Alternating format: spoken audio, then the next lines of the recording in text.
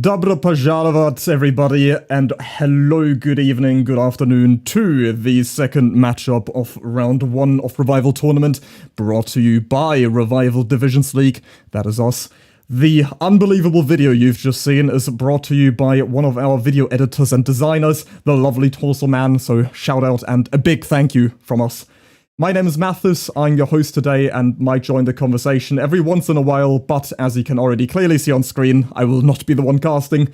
I'm still gonna be in the background streaming to Twitch and now also on YouTube. And if you're watching on YouTube, do join us on Twitch to join the conversation, as I've disabled the YouTube chat for now. But YouTube is much better to watch VODs on, so if you find Twitch too difficult to navigate, like I do, then use the command !YouTube in the chat and subscribe to our channel. While you're at it, don't forget about our Discord channel, use !Discord to join the community if you want to reach out or need to read up on the rule set. Yesterday we got to watch Mercy beat Aegis in our first ever livestream matchup, and if you want to see how the bracket has developed and will continue to develop, we are also on challenge, and you know the drill by now, !challenge in the chat. That is all from me for now. I will now let the casters take over, starting in alphabetical order. The man who already cast with me yesterday. Good afternoon, Cyber. Hello. I am excited to be here. This is going to be a very, very good matchup today. Praxis versus Sinners. Like you said, we watched Mercy versus Aegis yesterday, and that was a very explosive game, is I think the best way to describe that. There was a lot of shocking turns in that one. We saw an incredible Ghoul 4K3. And honestly, not too many crazy hits as that was the same ping matchup. But on the contrary, today, we have South America versus Europe. We're going to see some crazy hits today. I'm expecting just as explosive a game. This is going to be a good day. Absolutely, yeah, I'm so looking forward to it. And our second good sir, who's joining us for the first time on stage since last... I mean, you've only had me and Cyber so far, so... Everybody, a warm welcome and drumroll please to Volkuz. Hello, welcome in. Hello everybody. Hello. Ignore me jumping the gun earlier. Mathis is too slow on the take up of the yeah. Well, it's I'm getting old, fine. man. It's okay. We'll forgive you. As Cyber said, we're very excited to be here. Second ever matchup. This is what I'm really enjoying so far about this league, is that we're in our second match ever right now, and we've got two of the biggest hitters in the comp scene coming up to play here today. Sinners versus Praxis, as we said. And I do want to touch a bit on the ping that we're going to be playing on today. So of course, everybody that's been around CompDBD, they know Sinners, they know Jason, they know he's their main killer player, pretty much plays all of their killers, and he now, even through his upgraded net recently, he still doesn't get the best connection to his own server, and the fact that it's SA versus EU can cause quite a bit of ruckus. However, we also have over on Team Praxis the other very interesting ping situation happening with Bolatar or Ward, who, despite playing to Frankfurt, is, I believe, based in the Middle East. So he ends up getting quite a sizable connection to the Frankfurt servers, and the potential ping differential that we could see here today when we have a Bolatar killer coming in could be absolutely insane. And Cyber, what do you think would be the kind of interactions that could stem from that? Oh, I think I kind of touched on it yesterday. We're going to see a difference in style change. When you're on the same ping, you can be a little more greedy, a little more confident as a survivor in chase. You know, you're not worried about taking a bad hit over a pallet that never should have hit you on your screen. But when you're playing on that super, super high net, you're on about 150. The killer themselves is on 70 plus. It gets just dicey at best. And you end up not going for as much risky stuff. You pre-drop pallets a bit more. You don't go for vaults that you think you might get hit over that could result in you being zoned. You end up just running around stuff as much as you can, taking your hit to the next tile, just ensuring that you do not get too tapped and zoned into an awful position. Because at the end of the day, if you're gonna have a short chase, you better at least be dying in the right spots. No, very well put, Cyber. And I also want to, the way I always approach the cross-ping matchups, especially when the killers have a higher connection to their own server, because that is very, very important for those of you that don't know, having a sizable ping or a MS delay to your own server as killer can cause, I don't want to say unintended because the hits are always intended, but can cause some hits that look dicey at best on the survivor POV. So in Dead by Daylight in general, I think as a survivor, when you're in a chase, you have to balance a ratio, and the killer has to do this too, but you have to balance a ratio of predictive to reactive playstyle. However, when you have the ping differential in place, you have to abandon a lot of your reactive playstyle. You need to refocus your brain's resources in the predictive aspect of things. So you have an idea, and sometimes you just kind of have to run with it. Because if you were to camp a dropped pallet, if you're trying to play any sort of 50-50 situation, then you have just that extra 150 milliseconds to react. It just makes such big difference in your overall play. And even if you do end up reacting in time, it might be the case that you don't quite get the responsiveness on the hardware side of things, and then you end up getting hit regardless. So one of the biggest advantage that Sinners has, apart from being a top team and having a lot of experience, but Praxis does have that also. Sinners are born and bred, forged in the fire of this ping. So they are very, very aware of how to play in these situations, which a lot of people think gives them a quote-unquote unfair advantage. I don't really think so, but they're definitely very well suited to this playstyle. They understand it, they know it in and out, they've been around it, but the question remains, will they be ready for Bolitar? Oh, the thing is, like you said, I very much enjoyed how you put that, the predictive playstyle. And the thing is, all of these players are well documented. There's many matches of all of them playing. Jason, Bolitar, Obi, these killer players are so well versed that people know how they like to play. I imagine we're going to see, for example, one of our sets today is Blight, and I would imagine we're going to see Obi on Blight. And Obi is a well-documented Blight of how he likes to rush around stuff. And if you can't go for vaults to try to force pallet breaks, which is normally the style you want to do on that set, you have to kind of analyze your resources fast and just chain them together pre-drop and expect to take your hit to those next pallets. And I think that's just mostly going to come down to how well of a read they have on each other and not giving away free tags while the killer is rotating around the map here, Volkuz. No, most definitely. Yeah, that is exactly one of the issues you do end up running into when you become a much more established DBD player in the comp scene. Especially as you say, Obi. We'll take this example. Obi's very well established. He's played in top teams for a very long time, and Mathis will tell you as well specifically how Obi's story. He knows it quite well, I'm sure. And the whole idea of being documented and people understanding, of course the game itself changes, right? So we change our maps, we change collisions change, killer powers change. So that's one aspect. There's also the thing of, if you're just so good at the killer, it doesn't matter if the survivors know how you're going to play. If the way you're going to play is so proven and effective and studied and practiced, then there is only so much you can really do in retaliation to that, especially on a strong killer especially on a strong killer like Blight, who Obi is arguably one of the best Blights in the world, has some of the most experience, definitely in his top 3 killer roster right now. So it'll be interesting to see if Sinners' homework will pay off.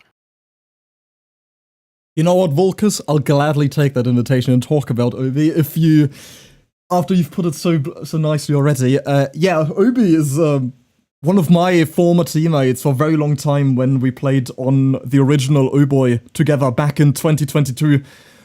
Obi, I'm pretty sure his first introduction to comp was also when he made O-Boy as a team of friends. Originally, it wasn't supposed to be a comp team. It was supposed to be just a group of friends playing together. And originally, I even remember this, when do you guys know about speedrun.com? How familiar are we? Okay, wonderful. Yes. And you know about these really funny categories they have up there, one being 4-man, fastest escape possible, etc.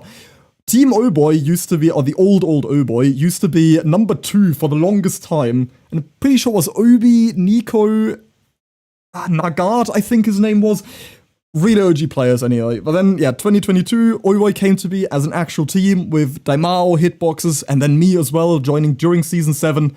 And doing really surprisingly well. We got 4th place and almost made into playoffs, but then scheduling things happened. Don't want to get into details.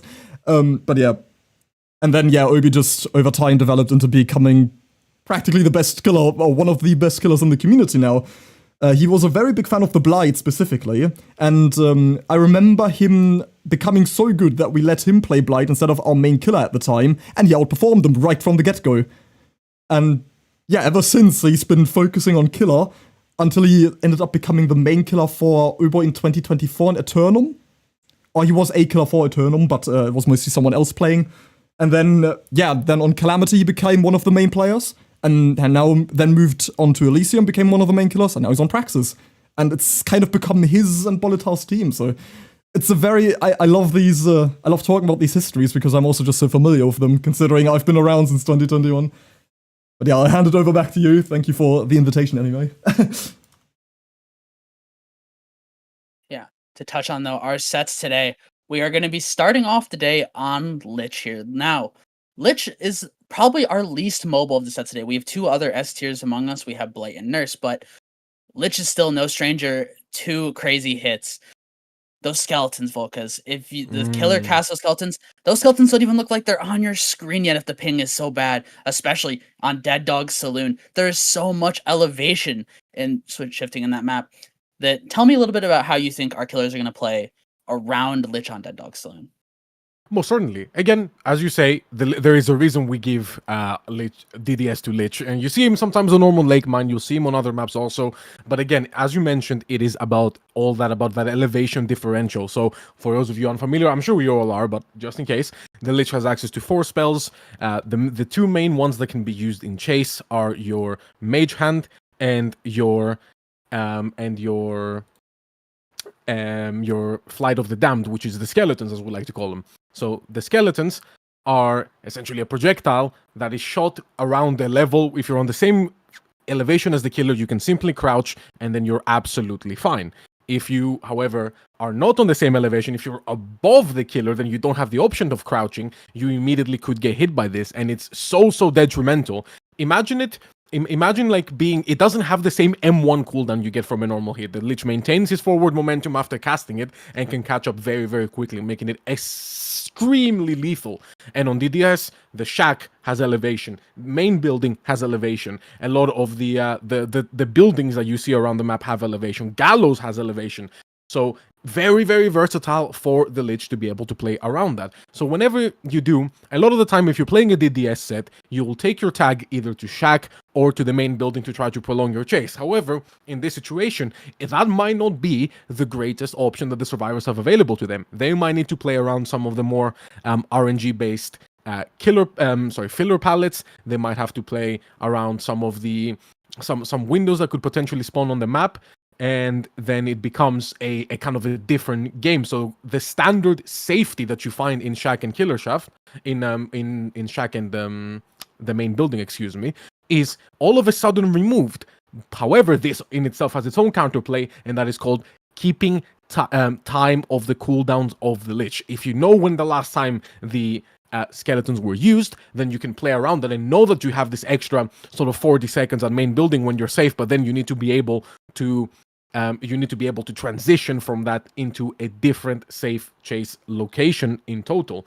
And another really interesting part is, Cyber, that I want to pass on to you is how interested it is, how the situations that the Mage Hand can force during a chase. Mage Hand can force a couple different things. Mage Hand a lot of times is used to block a pallet off. You are running around a pallet, and then the time you think a survivor is going to drop, and going back to kind of that predictive mindset when playing these chases, is you're going to predict that the survivor is going to want to drop it and not greed it one more, because if they greed, they're likely going to take a tag. So you use that Mage Hand early. A lot of times you might see some atoms come into play. You might see the Boots of Speed, which gives the killer a couple degrees of haste to try to catch up a little bit faster. You might see the Trickster's Gloves, which could give you a little bit longer time that pallet gets held up by the Mage Hand. But most of the time, it's just predicting that, and the survivor has to react one of two ways. They either wrap it and just accept the hit most of the time because the killer is using it at the right time, or maybe you have a body block coming through. If that is the case, you sometimes send some distance, try to make it somewhere with your friend taking a hit for you, or maybe you just have another tile to chain together. DDS is a very dense map. You're talking the Gallows area, which has 4 or 5 pallets you can spawn just in that one little area. You have the buildings all along the side of the map, which chain together, which almost always have a pallet either in front, behind, or inside of them, You have a number of windows. You have the main building, which doesn't have too many pallets, to be fair, but still has a number of resources outside that you can chain to the main building to be able to extend your time in there. So it's a lot. I think it mostly just comes down to predicting what they're going to do. You're using the mage hand to try to force a 50-50 to some degree on if you're taking a tag or you're going to try to play for some sort of easy out, I guess, for the survivor. Exactly. You're very, very correct about this. And then, on top of this, we need to add the caveat of ping to this whole entire dynamic situation that Lich creates. And we also need to add the fact that Mage Hand can render a lot of your filler pallets unusable, and Flight of the Damned can render the main building and the shack unusable. So it just skyrockets the Lich's power in terms of actual gameplay that you don't... It's just something you don't expect. These players, of course, will expect it, and they know about it. Very practiced, as we said, common set, practice. People know about it, even though the Lich has been on different maps. It is very possible. And as I say that, we're just about here ready to load in with Sinners on the Survivor side, and I assume we have Bolitar on the Lich. Sorry, excuse me, Obi on the Lich. I know Bolitar also likes to play the Lich, but he decided we put Obi. So no Bolitar ping situation happening. More likely than not today, unless we get to our nurse tiebreaker. So Obi is going to be starting us off. We see also no corrupt in play, so he's going to have to be a bit more aggressive in the early game to establish some superiority in the match. But for now, he's more going to go around and collect his info using that sphere. He also has the Staff of Withering add-on, which then allows him to exhaust a survivor hit by that sphere. Very, very powerful, especially when balance landing is a play around the main building. Finding with Jason here for the very first chase. And I believe we're going to very, very quickly see that Mage Hand being used to block this pallet. And yeah, there is absolutely nothing we can do. Obi controlling his animation also very important to keep the survivor guessing onto what he is going to be doing next. With Jason now trying to prolong the first chase and making to a dead spot. You can already tell by his movement that the comm has been given as to where his team would prefer he go down, but the longer he can hold this chase, the more pressure he can put on for our survivor side here. Yeah. Wait, Jason, you're going to be able to make a vault back to this pallet and is going to get a little bit closer to the corner, which is the ideal position here. Looks like we're actually going to be a little bit greedy here. Going back into the tile is going to take that M1 over the window, and that'll reveal our Hex crowd control. First gen does end up popping at the same time. And interesting to pointing out here, like you said, no corrupt intervention, which means our killer player is decently confident in getting that down pretty early. You're not worried about too much early gen pressure from the survivors. You're just playing for your regression perks. And we see a basically full totem perk plus pain res, of course, but Hex Ruin and Hex Crowd Control, and then the Pentimento to back those up once those totems get cleansed. I'm very intrigued here what your thoughts on that Volkuz here is. I'd say that's a pretty aggressive build. Very aggressive, so especially on this map where window vaults are absolutely the biggest tool that survivors have against the Lich. Pallets, as we said, cannot be exploited as easily due to Mage Hand being being a situation that can occur, but yet crowd control is something that most of the time you think needs to be cleansed simply because of its power on this map, or needs to be redirected, so used on windows that the survivors are not really planning on actually taking advantage of. Mind gamed here with Jason going to be going down again, and that is not a very good second chase going on. But yes, Pentimento is here to punish us for the crowd control. So if the survivors have looked at their balancing, if they've looked what options are available to their killer, which they should have, they might expect Pentimento and not even decide to cleanse Ruin or crowd control. But Ruin is, again, puts in so much work on a small map like this. It is the single strongest regression available to the killer. And now, the build, as you said, very aggressive, but I honestly do quite like this strategy from Obi. He's confident in his chases, especially because of the ping factor. He has a chase perk as well to assist him, so being aggressive like this can definitely pay off. We saw the skeletons being attempted there onto Gustavo. Isn't able to get any conversion going on from that. Going to opt to fly back. Now going to want to catch this rotation for the unhook here. If we give the pull onto Wee Jason for free, this is going to be quite detrimental for Obi. So he wants to make sure that he went around to pressure the map, make sure that Ruin is still in play, and now wants to simply not give this pull for free. He has the skeletons in order to stop it, or at least try to guarantee getting a tag, and maybe even tagging the BT of Wee Jason as he comes off the hook. But yes, Hybrid, this is quite a key moment here, as we'll find Bucky coming in. It's going to be a trade. We can even afford to pick this since we have Fly, but I think Obi, just going to choose to hard commit. And now even if we go to the shack, need to be very, very careful here. Yeah, And it looks like we are actually going to get the body block on that door. That is huge here. Is now... Oh, I thought we were maybe going to get the body block on that window. Obi did swing for it to try to cut off Jason's path right now. But looks like we have a little bit of assistance here. Deloff going to be coming in to take a tag. Jason wrapping around this building. Deloff in tow. This is going to be an M1, I would imagine, onto Deloff very shortly. But maybe Obi gets around this. You're trying to get around our Fung, but not going to be the case. Making it to that wagon pallet, going to drop that one instantly as all survivors are injured right now. So it's going to be quite a bit more risky to come in and take any more hits. But no, Jason vaulted the pallet. Obi had the mind game ready, already able to get that down. But there is so much gen pressure. We've already seen 4 gens pop. These chases haven't been that long, but these Sinners survivors are on top of their game. And it looks like we are going to be meeting up for a full triple reset right now. And I think due to desperate measures and a couple other perks, we are going to be able to get everyone healed. But no, the hook was so close. I was mistaken. Deloff was not able to get healed in time. I think we are ending up switching on to Bucky, if I'm not mistaken. Or no, not Bucky. Gustavo is going to be taking that chase around the water tower. That pallet already going to be dropped. Picking up that pallet. Wrapping around. Does Gustavo make another wrap? I don't quite think so. No, we do not. That will be a hit through the stun. And this is what I was talking about here. Getting that hit, not being safe, is going to force us to be kind of stuck here, but we do make it to another tile for now. We did have Deloff here, but I would imagine no support going to be coming in, as you don't want to take 2-minute injuries coming into that 3v1. M1 down on the front main pallet. Is there someone here possibly for a pallet save? Looks like we do have Deloff here playing close, but just playing safe. As we're sitting on the edge of the pallet right now, trying to make sure that Deloff has the angle to be able to get this pallet save. Going to be coming onto this chase, but the crowd control is still up. We did not cleanse that Hex Totem, so that is going to be that window still blocked off, going for the skeletons, or not quite, just faking it for now. Not going for the full cast just yet. But that is Gustavo still on the ground. We see Bucky sitting a gen. Deloff committing into this chase right now. M1 going to be taken, and that is going to be our quick gambit gone. We no longer have that little bit of bonus to gen speed that we had before while we were uninjured. But it looks like sitting on this front main pallet, we are going to be able to commit to fully get that pickup, taking that hit perfectly to Gustavo. But Deloff's time is not long for this world, as that'll be them now on the ground. And now, our first hook entering 3v1 here, Volkuz. Yeah, that was so much pressure for Obi there, being able to get the down and then even have the time to commit for another tag. Mind you, while Team Sinners was making that risky reset play happen so close to that hook, Ruin was putting in work, getting overtime in and regressing those generators. So we go into a 3v1 with injuries, now with an extra very central hook between these active gens and no actual real gen progress to speak of. Ruin is already ticking that in the background as we speak. So now the pull does come out, slight misplacement there from Obi is going to cause that to miss, but now we do get everybody injured, so this is still a very 4K wannable looking situation for Obi.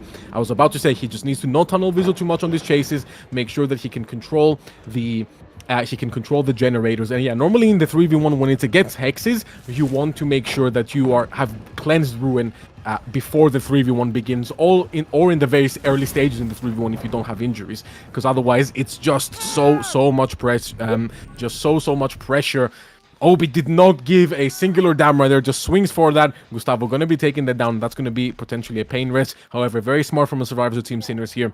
They need to buy time somehow. You cannot be walking around in 3v1 on this ping with the chase perk on Obi's side, having 2 extra injuries with a person on hook. It's simply going to become a very fast 4K1. And yeah, just look at how much work Ruin is putting in here, Cyber. If you have no Ruin, there is a chance that we'd be near popping a gen at this point, I believe. However, yeah, just not taking the chance to cleanse it, being scared of Penti, being scared of very many different tactical plays that Obi could make and that Sinners will need to respond to. It becomes a very big situation here, and then Obi just wants to get another tag. In the 3v1, tags are so important. Spouncels away out of the skeletons, is not able to get a hit when it does not convert. This is going to be an M1 tag guaranteed though, for sure, and I assume Obi doesn't want much to do with that. He sees that the chase is going towards the desert. That area does not interest him here, so he's instead simply going to rotate around, try to cut off the rotate towards the better side of the map, and finds Gustavo in the meantime, able to get it down. And now we have another survivor on death hook.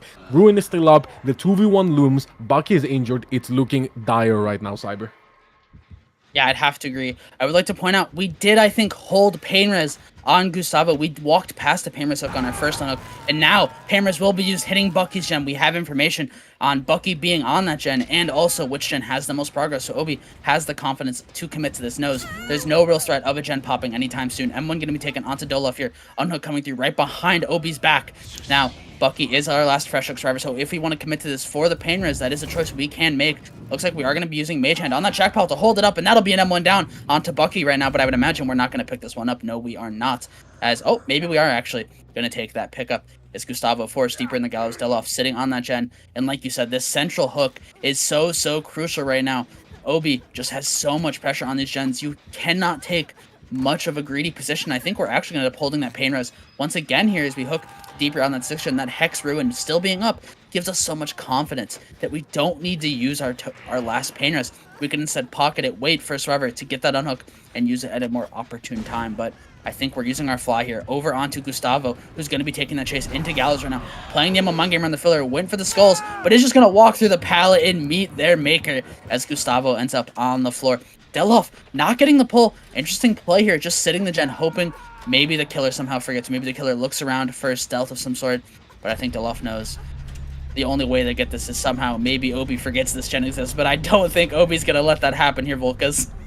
Yeah, no, Obi, great game sense overall in this match here shown today to know exactly how much time he has and make the opportune decision, to know when to go for the pain res, know where to have his hook positioning be on point the entire time, and eventually does get it down onto Deloff, excuse me, with a 4k1 win condition, sorry, 4k1 result on Lich.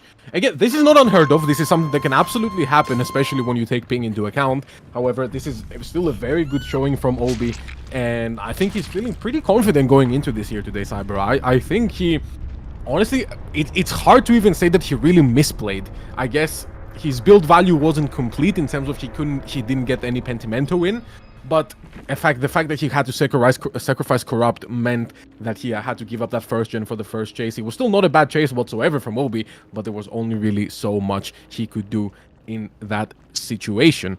But overall, yeah, 4k1, great result. I think Obi has really come out to perform there. Here, they are warm today. Team Praxis was playing earlier in a different match, so yeah, they're here to play, they're here to win, and it's pretty obvious. Yeah, I would have to agree here, as that was a very good showing. Honestly, I didn't hate that from either side. Like you said, 4k1 on this ping, it's not that unexpected here, as those chases are so hard to hold. The Lich set really comes down to how long you can hold that chase, how long you could survive to allow your teammates for as long as possible in that 4v1 to get that gen pressure up. But Obi just kept them short every time, used mostly Mage Hand, I think, was the dominant spell in that trial. Kept Mage Handing, picking up pallets, blocking off pallets to catch the survivors out, to make it so they couldn't take one more cycle, but it ended up being their untimely demise here. And one unfortunate thing I have to mention as well, Obi brought the wrong offering, and that is unfortunately a hook stage penalty. So that's not going to be the 4k1, that's going to be the 4k1 with 11 stages, but yeah, in the end, now the only thing that's gonna be the difference here now is if Sinnoh's killer end up 4k on 1, it will be the win to Sinnoh's. So there's no tie condition possible. Yeah, quite unfortunate here for Obi. Again, new league, new rules. A lot of the time you're very used to bringing cut coin as part of it. I know, for example, if you open up any of my custom presets on killers I play and scream and play competitively, you will immediately see cut coin always being there. So forgetting to change it, it happens. It's unfortunate for Obi having such a good result, because we, Jason, can then also now come and play for a 4k1 quite comfortably. Playing for a 4k2 is a completely different mindset for when in comparison to playing for a 4k1. 4k2 is much more difficult, much harder to get, especially on a killer that is not that strong. Again, as we said, Lich can really perform on this map and can perform on this ping. However, only so much that can really be done. So yeah, Obi is not going to be very happy about this, understandably, but now it is up to Team Praxis Survivor side to try to get that 4k1 win condition. To try to pop all the generators now to be able to guarantee that they get the very first point in the matchup today, which I think they're more than capable of doing. Again, they're very experienced. They've been playing today. They should be warm, so they should have the ideas. They've played against Sinners before. They've played in these cross-ping matchups many times in the past. They should have an idea how to explain and how to go through everything to themselves, figure it out, play for the best. And before we load into this rematch on the Dawg Saloon, we are gonna go into a quick replay session. There's one moment that I did want to highlight right after this unhook, right after Jason was rescued off this hook here. He's dead on hook, the stakes are high, and we see the survivors accordingly. Just want to highlight this play real quick, and if you guys got anything to share, then please go ahead. So we've got it now running. We can even afford to pick this since we have fly, but I think Obi just this is going back to, I think, cutting off the shack, and we almost got the double cutoff here. Looks like we barely got in front of Jason there to deny them the window. We went for the swing, not to hit Jason, but to use that movement speed increase to try to body block that window. If we would have got that body block, I think the BT would have been just about out, which would have cut this chase even shorter here. But then using that to be able to make a wrap of this was so crucial to try to buy this Survivor team so much time, which allowed them to get, I think, most of these resets here, even though we do see Deloff take that hit. Yeah, even though I think Obi did about all he could in that situation, really, mechanics-wise. I guess Jason was just ready. He knew exactly what was going to happen, I feel. He had the idea in his head. There was already somebody to take a hit for him after the wrap. The moment he knew that he heard that fly, immediately going over here, as you can see, to the outside, knows he can get the fast vault. Again, has to risk it a little bit. There's only really so much you can do. Yeah, if he was to be cut off there from that window, there is no chance he's making that pallet. And even if he did, it's going to get mage-handed, and I believe that would have been a down anyway. There would have been no way for Deloff here to come and wrap around inside the shack to try to take this hit here. And in the end, came in with a pretty good hit tank overall, allowed Jason to make this pallet that usually nicely links into shack, but just didn't quite have the best positioning around it, didn't really have the distance to be able to feed it back into shack, or maybe was scared about the pallet potentially getting mage-handed. It's a very valid concern, especially after the window has already been crowd controlled. So you have a shack, which is basically one pallet that mage can render useless. So I guess he saw it better to try to play for the 50s. But that is the nature of 50s. That is just what happens. So you win some, you lose some. Sometimes the opponent's in your head and you immediately get tapped, and sometimes you are in your opponent's hand and there's only so much you can do whatsoever. So I think that was well played by both players, honestly. I think that was just a culmination of the dynamicism that Dead by Daylight has in it by default as a game, allowing for that chase to be extended. But if that chase was to not be extended and we didn't make that window vault, that would have been very, very tragic for Sinners. And then I think, honestly, we could have even been looking at a 4K2, because we would be starting the 3v1 with injuries without a predetermined reset spot. And of course, the Lich can then use a Dispelling Sphere, can use the Orb to go and get the information, or can fly around the map with just Obi's game sense there to think of where the survivor should be based on past info. So overall, again, both teams played well. Would have been catastrophic for Sinners, but in the end, it kind of worked out for them.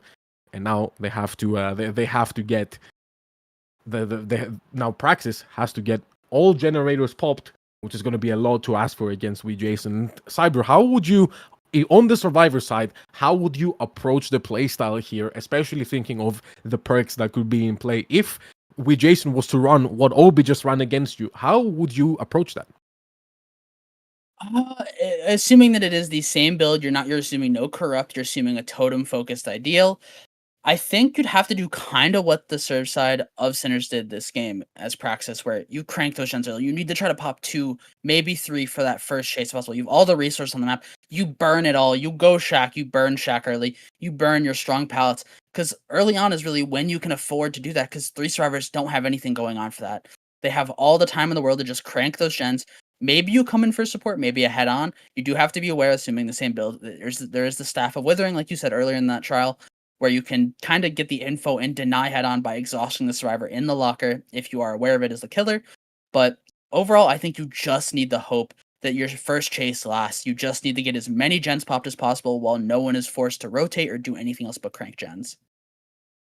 No, I think that would be a very consistent game plan, but I think we'd also need to focus on playing around the hexes effectively if they are in play. And now we can see Jason has finally loaded in, and we don't have crowd control in play. We have Ruin, Undying, Penti. So if that's actually very smart. If the survivors try to cleanse Ruin for the 3v1, then they're going to have to deal with Undying, and that could be potentially 2 stacks of Penti. And of course, you wouldn't light those up simultaneously if you're Jason. You'd light one, wait for them to cleanse it, and then simply go on from that. I believe we might be having a connection issue here, as we see Marco unable to have control of his character. It seems Jason is respecting that for now. Potentially could be some rules enforced here. Yeah, I think we are looking for a restart, maybe wrong server, or maybe simply because Marco was not able to get through that. Yeah, Marco has in fact disconnected early on, and I would believe that is going to be a restart, so please forgive us, folks. Jason's gonna have to pack it in. The only problem with this is, of course, that now the survivors could be aware of what build they could be going up against. So again, they would know immediately, because by the time they walk through a Dull Totem, they would know that Undying is in play, and they would know, of course, that Ruin is in play the first time they let go of a gen. And, of course, no Corrupt assumes Pentimento. So, although that isn't too big of an advantage, definitely something to consider. Yeah, I did also just get the update on what happened exactly. Marco did, in fact, disconnect before he even learned in the trial, or he got kicked out of the game. He sent a screenshot of his screen saying, just disconnected, the normal DBD error message you get, and yeah, he just got kicked out of the game straight up. So there we go. That's a no-fault restart, correct? That is no penalty, everything good? Yep, okay, fantastic. So, yep, exactly as you heard, ladies and gentlemen, no-fault restart, so we will literally be going into it again. Remember, we do not have a Tycon. If Jason 4K wants, that will be the win for him, and the survivors of Team Praxis simply needs to get all the generators popped. It doesn't matter if they all die for it. So long as they get all those generators popped, that will be the first point for them. Yeah, and now having that knowledge, there is no crowd control. I said earlier, the X factor is going to be, can your first chase last? Well, you have the information a little bit now. There is not crowd control against you. There is Ruin and Dying, so if you are confident, you can just leave Ruin and Dying up. But they are aware you can just cleanse it and get rid of those two totems if you find them early enough.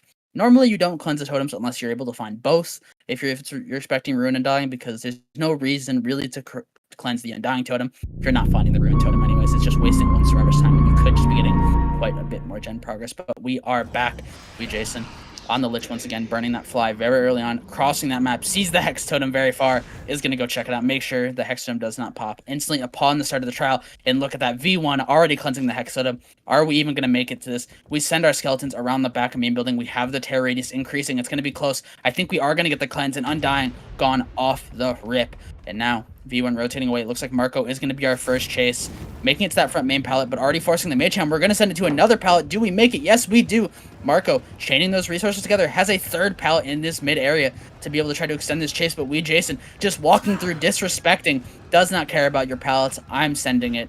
It looks like now, walking through Shack, going to be cutting off. Marco going to be able to see through the holes in the wall of Shack to be able to make it around, but I don't think we're long for this world, as a beautiful fly is going to cut us off, and we don't have our mage hand, but we are able to get the power drop and the crouch. Ooh. Marco buying quite a bit more time, sending it towards that water tower, and we see one survivor rotating away. Marco says, I need this for chase right now. I don't care if you were working the gen here. This is where I'm surviving. And it looks like now, burning that mage hand early on, picking up that pallet. It's going to be close. Short swinging, tried to expect Marco going for the drop, but Marco has the read.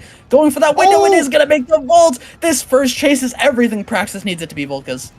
Huge chase from Marco coming in here, finally going to be going down, but that is plenty of time. We have a totem out of the way. We have a lot of progress on generators. We've got, yeah, look at them splitting these two generators, no problem. Both of them over 50%. There is no ruin, no one dying on the board. I think Jason really has to go and get his Penty locked in immediately if he's going to have any hope of claiming back this early game. And I think Penty is a 20% give or take decrease in generator repair speed, if I'm not mistaken. So very sizable, very definitely cannot be ignored for a long time. You can push through it to an extent, so I'd imagine our survivor side here is going to get these two gens popped. They're going to get the unhook, maybe even a reset if they can get it, and then go to exterminate that totem from existence. They cannot have it active for the entire match. The good thing about Penty is that they know exactly where it is placed, simply because it has to be where they previously cleansed the totem.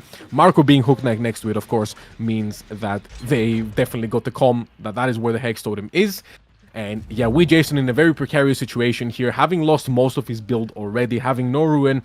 So even if he's able to apply pressure by just simply flying around the map and threatening skeletons and M1s, it's not going to be enough. Kind of a premature use of the skeletons here, trying to get a body block, but the two-man save is going to come in. We're exchanging two tags for this unhook onto Marco, who, yeah, Jason needs to tunnel here if he's going to be able to get a 4K1. He doesn't have the early game pressure to play purely off of the pressure. Marco here going to be able to make that vault. No crowd control in play, so even that vault is perfectly fine. Jason fakes the the... Oh, great hit tank coming in from V1, stopping our killer right at that chokehold, and now allowing him to make the main building. But we need to be careful. What a juke by Marco! What a juke, allowing precious more time. Going to be reaching this back of main pallet here, and even better, we have Silhey here to take this hit. If this is a good body block, do not get... that's so unfortunate. If you tap up your fly, you lose collision, so that might be enough. Jason swinging onto nothing, wants to get this free tag here onto Silhey while he's able to do so. But yeah, Marco, still plenty of time, but the only problem with that chase is that it involved other survivors, who then now V1 has already been reset. So not so much generator progress coming in for this chase, unfortunately, but still quite a lot that Team Praxis has going for them right now. I would have to agree. Now, one thing I would like to point out, which is a stark difference between these two trials on Survivor side, is the supporting aspect. Praxis have been all over supporting. We saw maybe 1 or 2 hit tanks come in on the center side. I think that was Deloff who was taking those hits. But we've seen every other survivor come in and support Marco in some way, whether it be a hit tank, whether it be threatening the pickup or something like that, a double save. We have seen Marco get so much help already, and he still has 1 more chase presumably left. And we are very much utilizing a little bit of a stronger balance for the survivors here. I think if I'm not mistaken, we saw the botany knowledge, we see the desperate measures, the solidarity, the will make it, a lot of strong healing perks that you normally don't see versus the Lich. And using those to be able to feel confident in taking those hits, we are going to see another Penti. I think that was Get Lit, if I'm not mistaken. I think we cleansed the first one, but we are just cranking these gens right now. I wonder if we're going to let Marco slip on this hook. We see Boltar, we see Silhey just cranking away at these gens. We know there's no runes, so no worry of us rotating if we do choose to come in. But this hook at this corner main is body blockable to some degree, so it's quite a difficult hook to actually get the survivor off of. Jason just going to fully camp this one out here, and I think, yeah, I don't know if anyone's coming in for this, and it looks like we are actually going to see Silhey coming in and actually take the skeleton tag. A little bit of a risky pathing there by Silhey, and we do have Boltar coming in. Like I said, this is a very body blockable hook, and it doesn't look like we're able to get that Boltar. Just end up taking that M1. What a dire turn of events here, making it to that top main. It is going to be the chase we end up committing to. Faking the vault over the window, but Ward got mind game there, is going to end up going down. We did end up sending the vault over top of that window. This is going to be our first hook in 3v1. And what a turn of events here. Having such a good opener, so much support coming in, to then 2 injuries coming in, not getting that unhook on Marco. And now Silhey injured. V1 pops a gen, and we need to still pop 2 more here in Volkuz. That is quite possibly the worst turn of events for Team Praxis' Survivor side right now. I could smell the last second 1-for-1 coming in, or at least going to be attempted from Praxis' Survivor side, but when they're not able to pull it off, I don't think Volkuz should have been there in the first place. Simply had to get away, or just understand a bit earlier that he's not going to be able to fight for this unhook and needed to back away. But now getting a hook and an injury here. We know Silhey. Oh no, Silhey gets caught lacking on this pallet. Is that going to be the end? Yeah, Mage Hand is going to seal the deal on that one. Thankfully, we were able to get... Oh, a bit of an auto-aim. But we were able to get the unhook onto Bolitar there, who now more likely than not will need to be reset, or we want to go back and make sure that generator over in the desert side of the map pops. At least for this, we need to get some more pressure back. Wow, and it's like you said, yeah, look at it. Look how slow this heal is.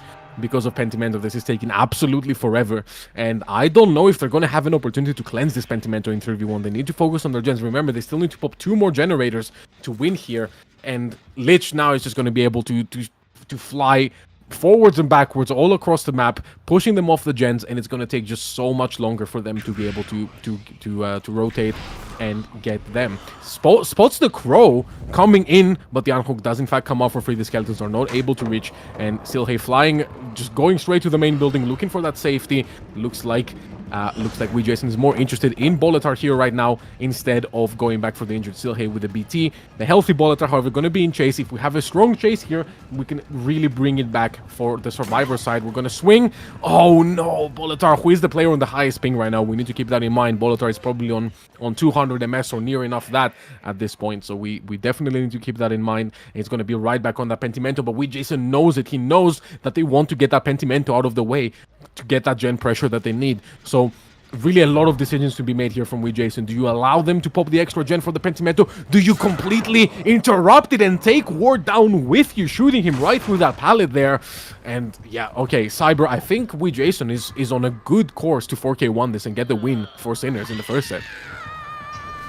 Yeah, this is going to be so unfortunate for Praxis if that penalty, that wrong offering, ends up being the nail in the coffin here. Is this gen probably will end up popping. It is at 90%. We do not have Ruin. Pentimento is slowing it down, but if Jason knows they can let this go, that penalty might just seal the deal, and we spot a rotating Silhey. They know that gen is cranked. V1 probably going to end up sticking that, but we do not care. We want to just commit to the chase. We're forcing Silhey to that back main. We use the basement to get the elevation difference to be able to get that. We do not get the skeleton hit, but we are going to get the M1 around the pallet. Do we have our fly up? Yes, we do, but we do not want to commit to Silhey. We instead want to go back for Ward. Do we get this cut off in time? I think we will, because we stuck and committed the gen pot. So yeah, V1 nowhere in sight as of yet. And again, we are still on top of that Hex Totem right now, just playing the mind game around this. V1 has a choice to make. What are we doing? Are we going to send it in and trade our life, give our health state for Boltar on this hook? And it looks like that'll be the choice we end up choosing. M1 going to be taking another hit, going to be used. That is the down survivor. V1 on the floor. Do we commit Boltar? Looks like we are going to try to wait out that base kit endurance. We see Silhey cranking away on that Gallows gen. That time is running short, though. We have this front mid pallet, but it's not very strong. And we have our mage hand back up, but we get the stun before we get the full cast. That is so huge, buying a lot of time. We do make it all the way to Water Tower. We are cranking that Gallows gen, but remember, Pentimento is still up, so we got to work extra hard for this if you're Ward. Wrapping around this looks like going to be, I think that might have been a skeleton cast, if I'm unsure. Wrapping around 1 Vault 2, but there is the hit over top of the pallet. The ping is still so strong. But now, what is Jason doing? Looks like Fly gonna be used. We're gonna check on our generators, and we're even gonna find Silhey. And this is our balance landing survivors. So we know we do not have the Staff of Withering. We are gonna allow them to get balance landing off no matter what. Sending it towards the pickup, I think, of V1 here, Volkuz. Yeah, we're just opting to break that pallet immediately, to kick that generator immediately, wanting to play it super safe as we now are going to be heading into the 2v1. This should be absolutely impossible. It should not be possible for our survivors here in the 2v1 to pop another gen.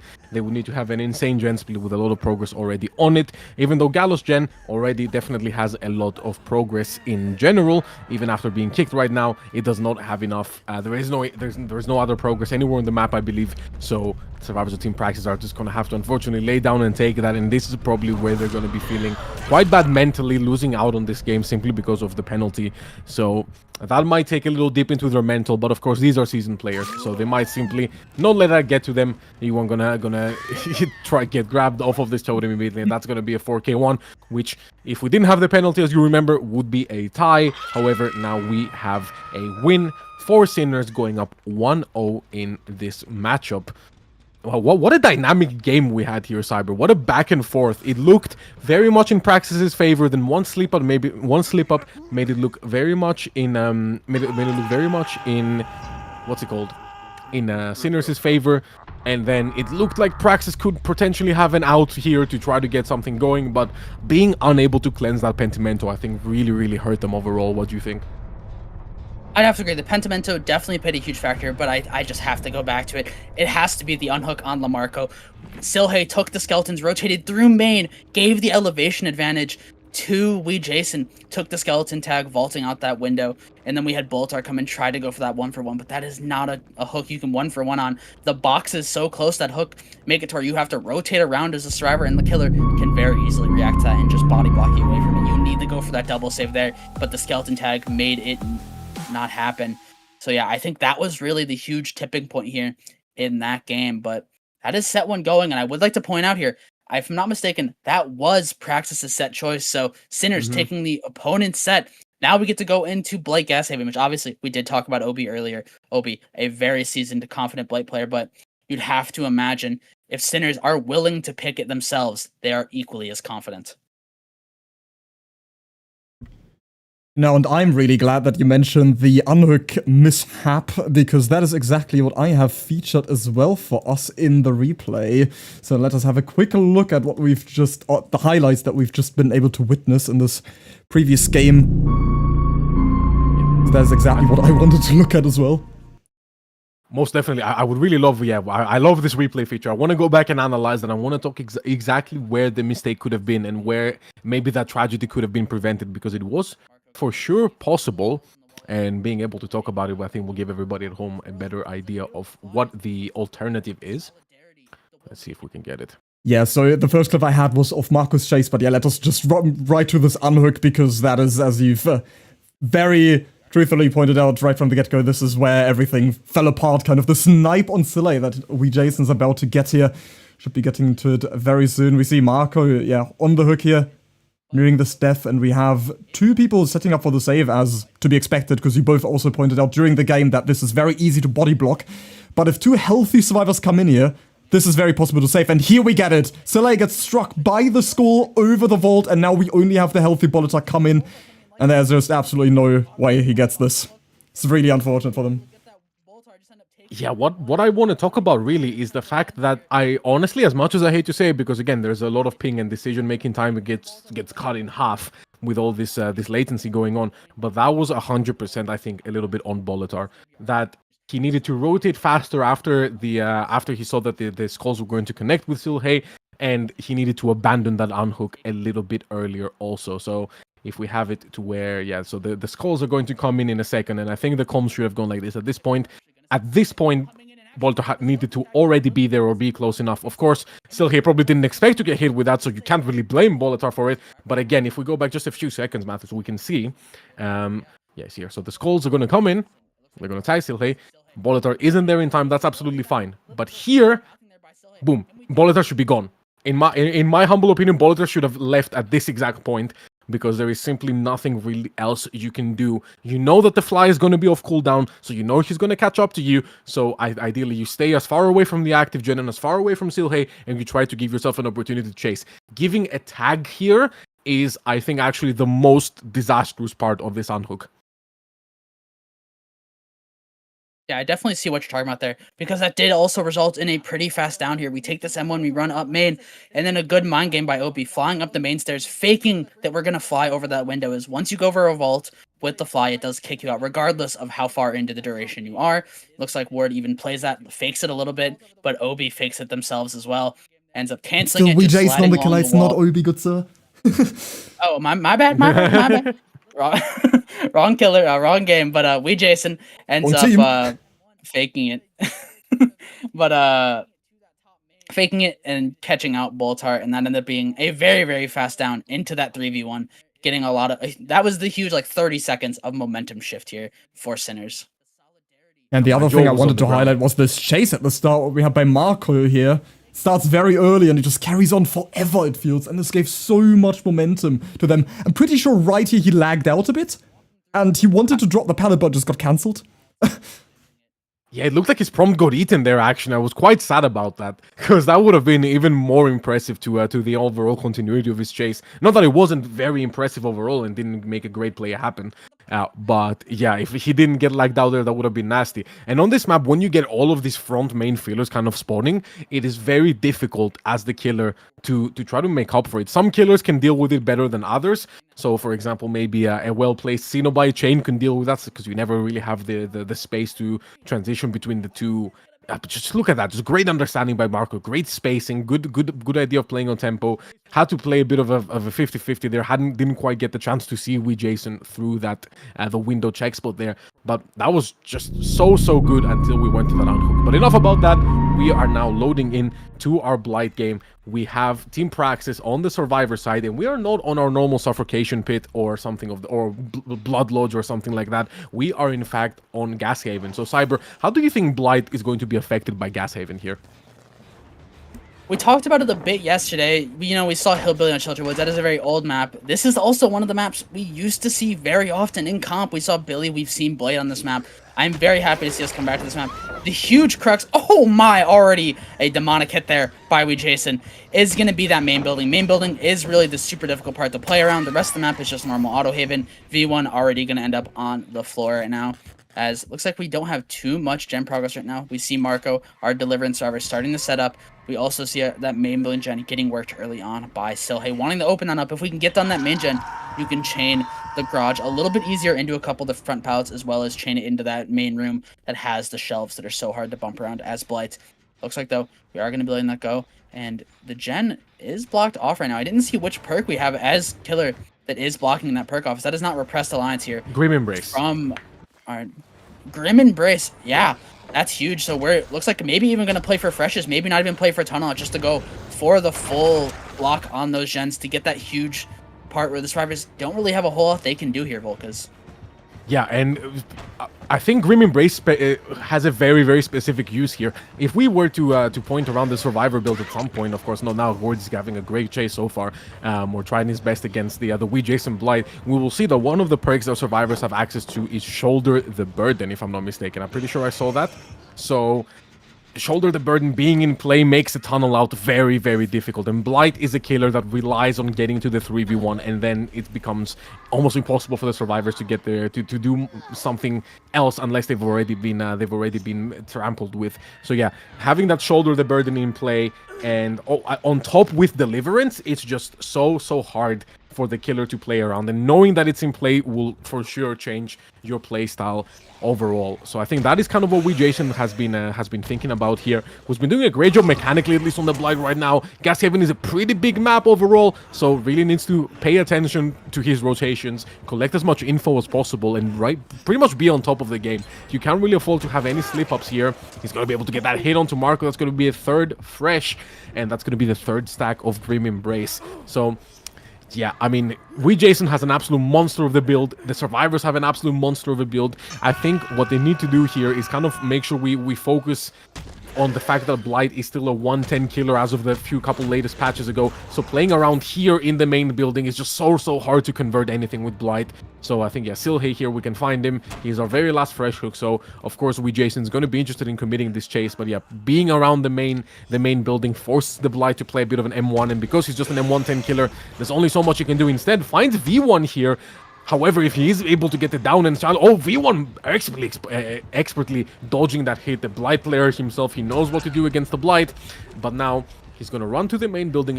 Even if he goes down here against Hooked, Silhey does have the Shoulder the Burden in the back pocket. The gen popping in the great. The gen has already popped. Excuse me. So great Denhard then on ping from V1. Incredible reaction time and prediction there to be able to make that happen against Wee Jason on ping. Wow, Cyber V1 is locked in on this chase.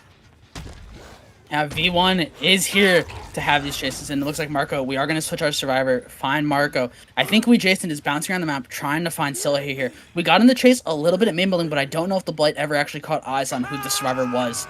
So we didn't end up committing that. We instead found V1 around that corner, got the tag in, I think, the one area, but looks like now bouncing around Marco. Like you said, Shoulder the Burden in play. I would have to imagine Silhey is going to end up coming in to Shoulder the Burden, as you don't want to risk coming back and Marco being tunneled out pretty early on. It is still at 4 gens remaining. We still have Ruin in play. Boltar going to be able to break line of sight right now. Silhey going to be able to use that shoulder.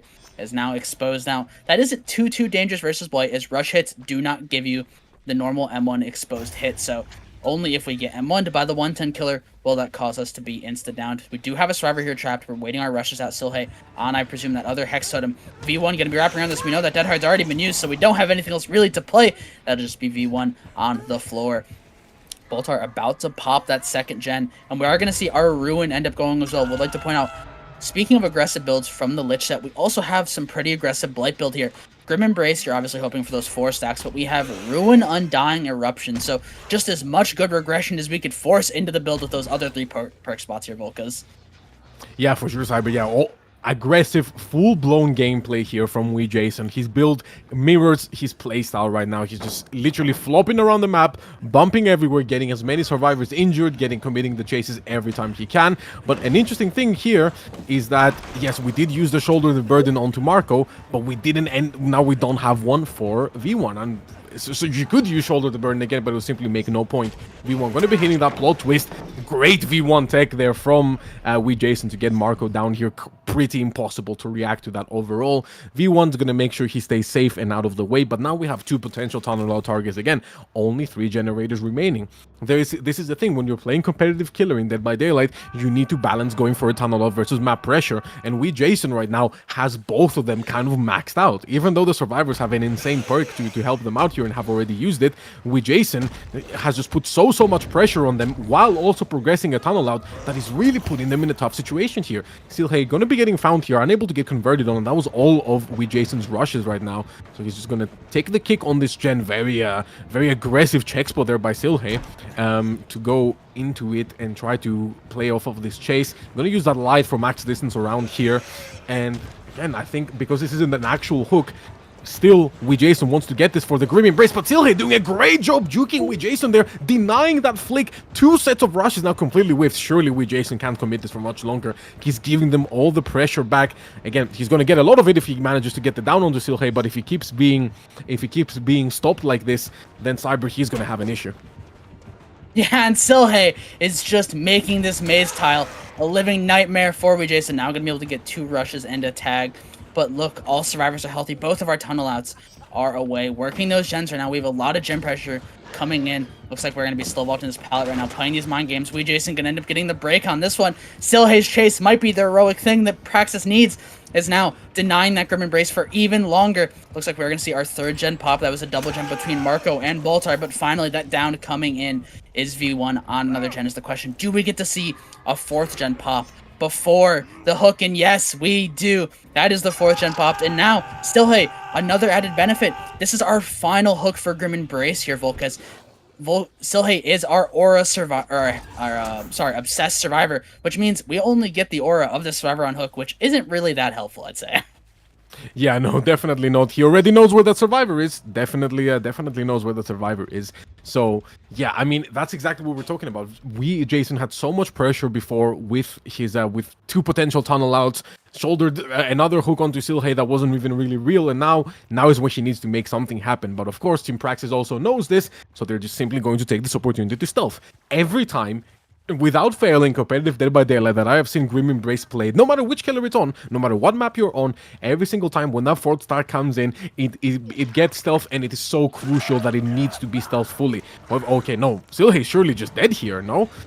Unfortunately, a little bit of a spectator bug here as we switch back to Jason to see if this chase is going to be able to get converted. No, gets stunned here. Silhe buying precious seconds of life, and Jason simply can't do anything about it.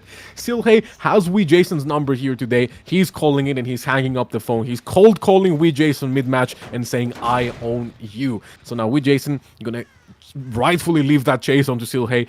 Needs to go protect his generators, apply that eruption. That's the last regression he has available to him. Finds Marco, Death Hook survivor. Not really a good tile to work with here. Has that overcome to try to make as much distance as possible.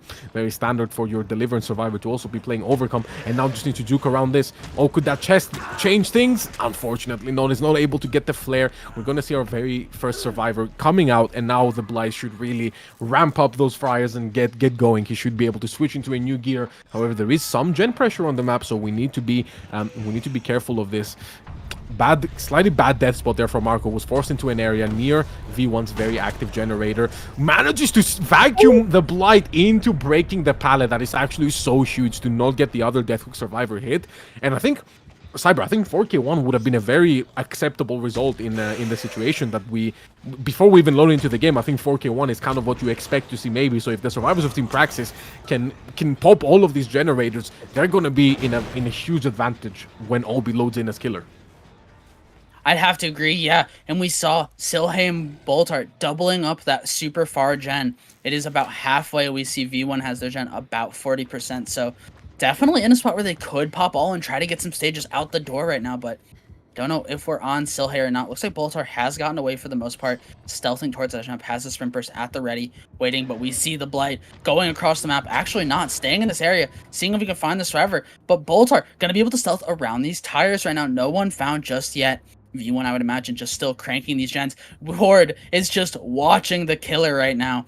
Has all the comms in the world, knowing they're hard searching for me. You have all the time in the world. Just keep sitting on that generator. Now going to be found using that sprint burst, but a good flare going to be able to come in due to that sprint burst. Is now Silhe just stealthing on their gen, but V1 has gotten their gen up to 80%. That gen is about to pop. We do get the M1 onto Boltar here, but we have a tile to play. That was only 2 rushes though, so going to be a pretty fast recharge right now, but I think that gen is going to pop. It's going to be close. I think we have eruption on it. We Jason 1 rush, 2, 3 around the tile, 4. It's going to come down to that 5th rush. Can we get the flick? Yes, we can, but I don't actually know if that was eruption or not. I do think it was. Yes, it's going to be close, but we end up going for that pickup, so I think V1 is going to be able to pop this gen due to picking up Boltar. Wow, they managed to pop every generator here, and that is still Boltar. Has a hook left in him. Of course, they're not going to try to pull. Getting even a single stage out of the door here is going to be a major win for Team Praxis.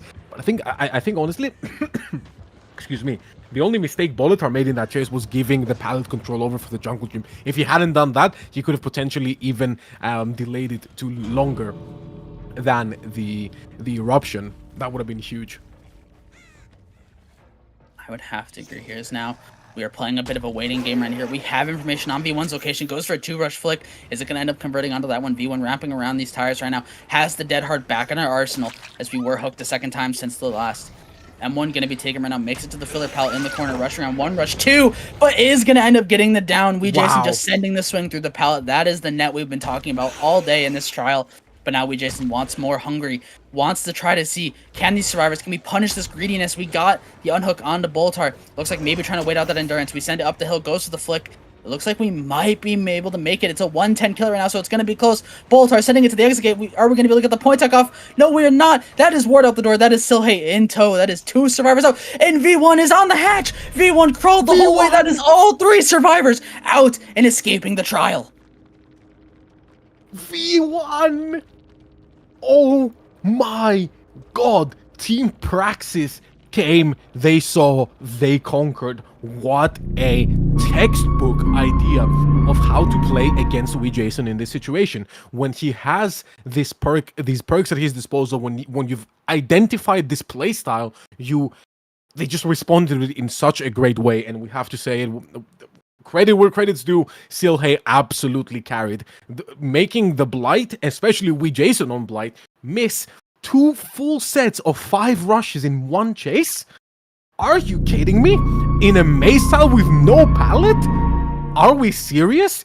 V1 also had incredible chases and great positional play during that game. Do not let that fool you whatsoever. However, I do think Silhate's chase was more opportune at the time. But yeah, wow, incredible credits to Praxis' survivor side, being able to pull that through and getting out. Was that I believe I want to say 9 stages overall at the end of the day. I'm not sure. I might have miscounted in my head, but you're very correct. Yeah, 9 stages for Fresh there. So yeah, 9-stage Blight, Gas Haven with Eruption, Ruin, Grim Embrace allowed. They should be very, very happy with that result. You know, I'm really glad that you're mentioning these chases again, because I do want to highlight this Dead Hard that you had such an explosive reaction to, and for a very good reason. Ping is something we've touched on, and out of your own experience, have you ever had to Dead Hard on 230 MS, roughly? I actually played against Jason last week, yes. Wonderful. Then you can talk all about it. I missed it. There is absolutely nobody. No, I didn't. I have played against them SA Ping. That's our specific match versus Jason was I played on Doctor Survivor side. So no Dead Hard against Doctor, thankfully.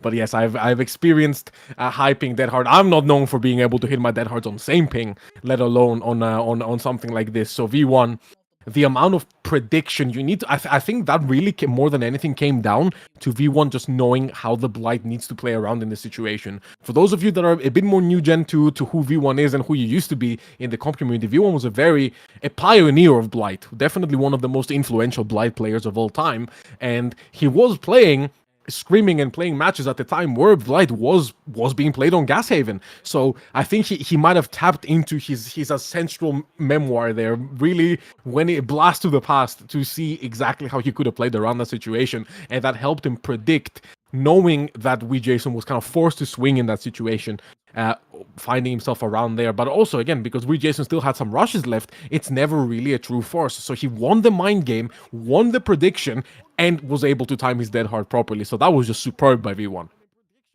And we've spoken plenty of this Dead Hard, but now especially also what I really want to highlight is this chase by Silhate that I want to argue single-handedly brought back this game. We had this, as you guys pointed out, this already used this already used tile on the map, and he's still been able to avoid so many rushes here. That is all 5 rushes used, exhausted, and doesn't take the hit, gets the first vault before that, the fast vault, that allowed him to avoid that initial encounter, and just keeps running around, wasting so much time. In the meantime, we had all of our survivors reset as well on top of that. Still hasn't taken it. We've been in chase for a good 20 seconds now, 30 seconds. Doesn't take the hit over the vault again. And predicts this here, but unfortunately only gets the medium vault, and that resulted in him taking hit. But yeah, this chase was really, really influential throughout the trial. Yeah, And if I'm not mistaken, I think we even forced the pallet break there. At that pallet we saw as that clip came to. As that bought even more time. Like you said, we got all of the resets done. We got a lot of gen progress. Before this, all the chases were pretty fast, to be honest. Jason was on top of their game, was getting every down, making 2 rushes, also missing the M1, and then allowing us to take those hits to be able to make something. Something we talked about before this game even started in the pre-show a little bit was understanding the ping and making sure you took good hits. And that's 100% what we saw Survivors do. We saw V1 do that with that Dead Hard in the main building, made sure they took the hit and left that garage filler and ended up going into the main room pallet, which is a lot stronger. Bumping around their shelves is so difficult. We saw Jason struggle with that a little bit in this trial, but still, hey, able to then take the hit to the car stack, force the pallet drop on there, and then chain it to another filler. Now, mind you, this isn't the strongest filler we're currently looking at, but it is still another resource that we were forced to use. Rush's Resident wasn't just a free down on the edge map, but you know, your time has to come at some point in Chase. You can't just last forever. Honestly, Silhey would almost beg to differ there. He really pulled it out. Yeah, but as you say, Jason had a great start, and it was very obvious that he was ready to play again. This was their pick. You have to expect that they are ready and prepared. They might not exactly have had time to practice the specific rule set, but again, when you're this experienced as players, you already kind of know what you might be getting into, irregardless of what the rule set is. You just see what it's written down on the paper, and you can just choose to play around it because you just know you just have this experience. And it's very, very difficult to put into words.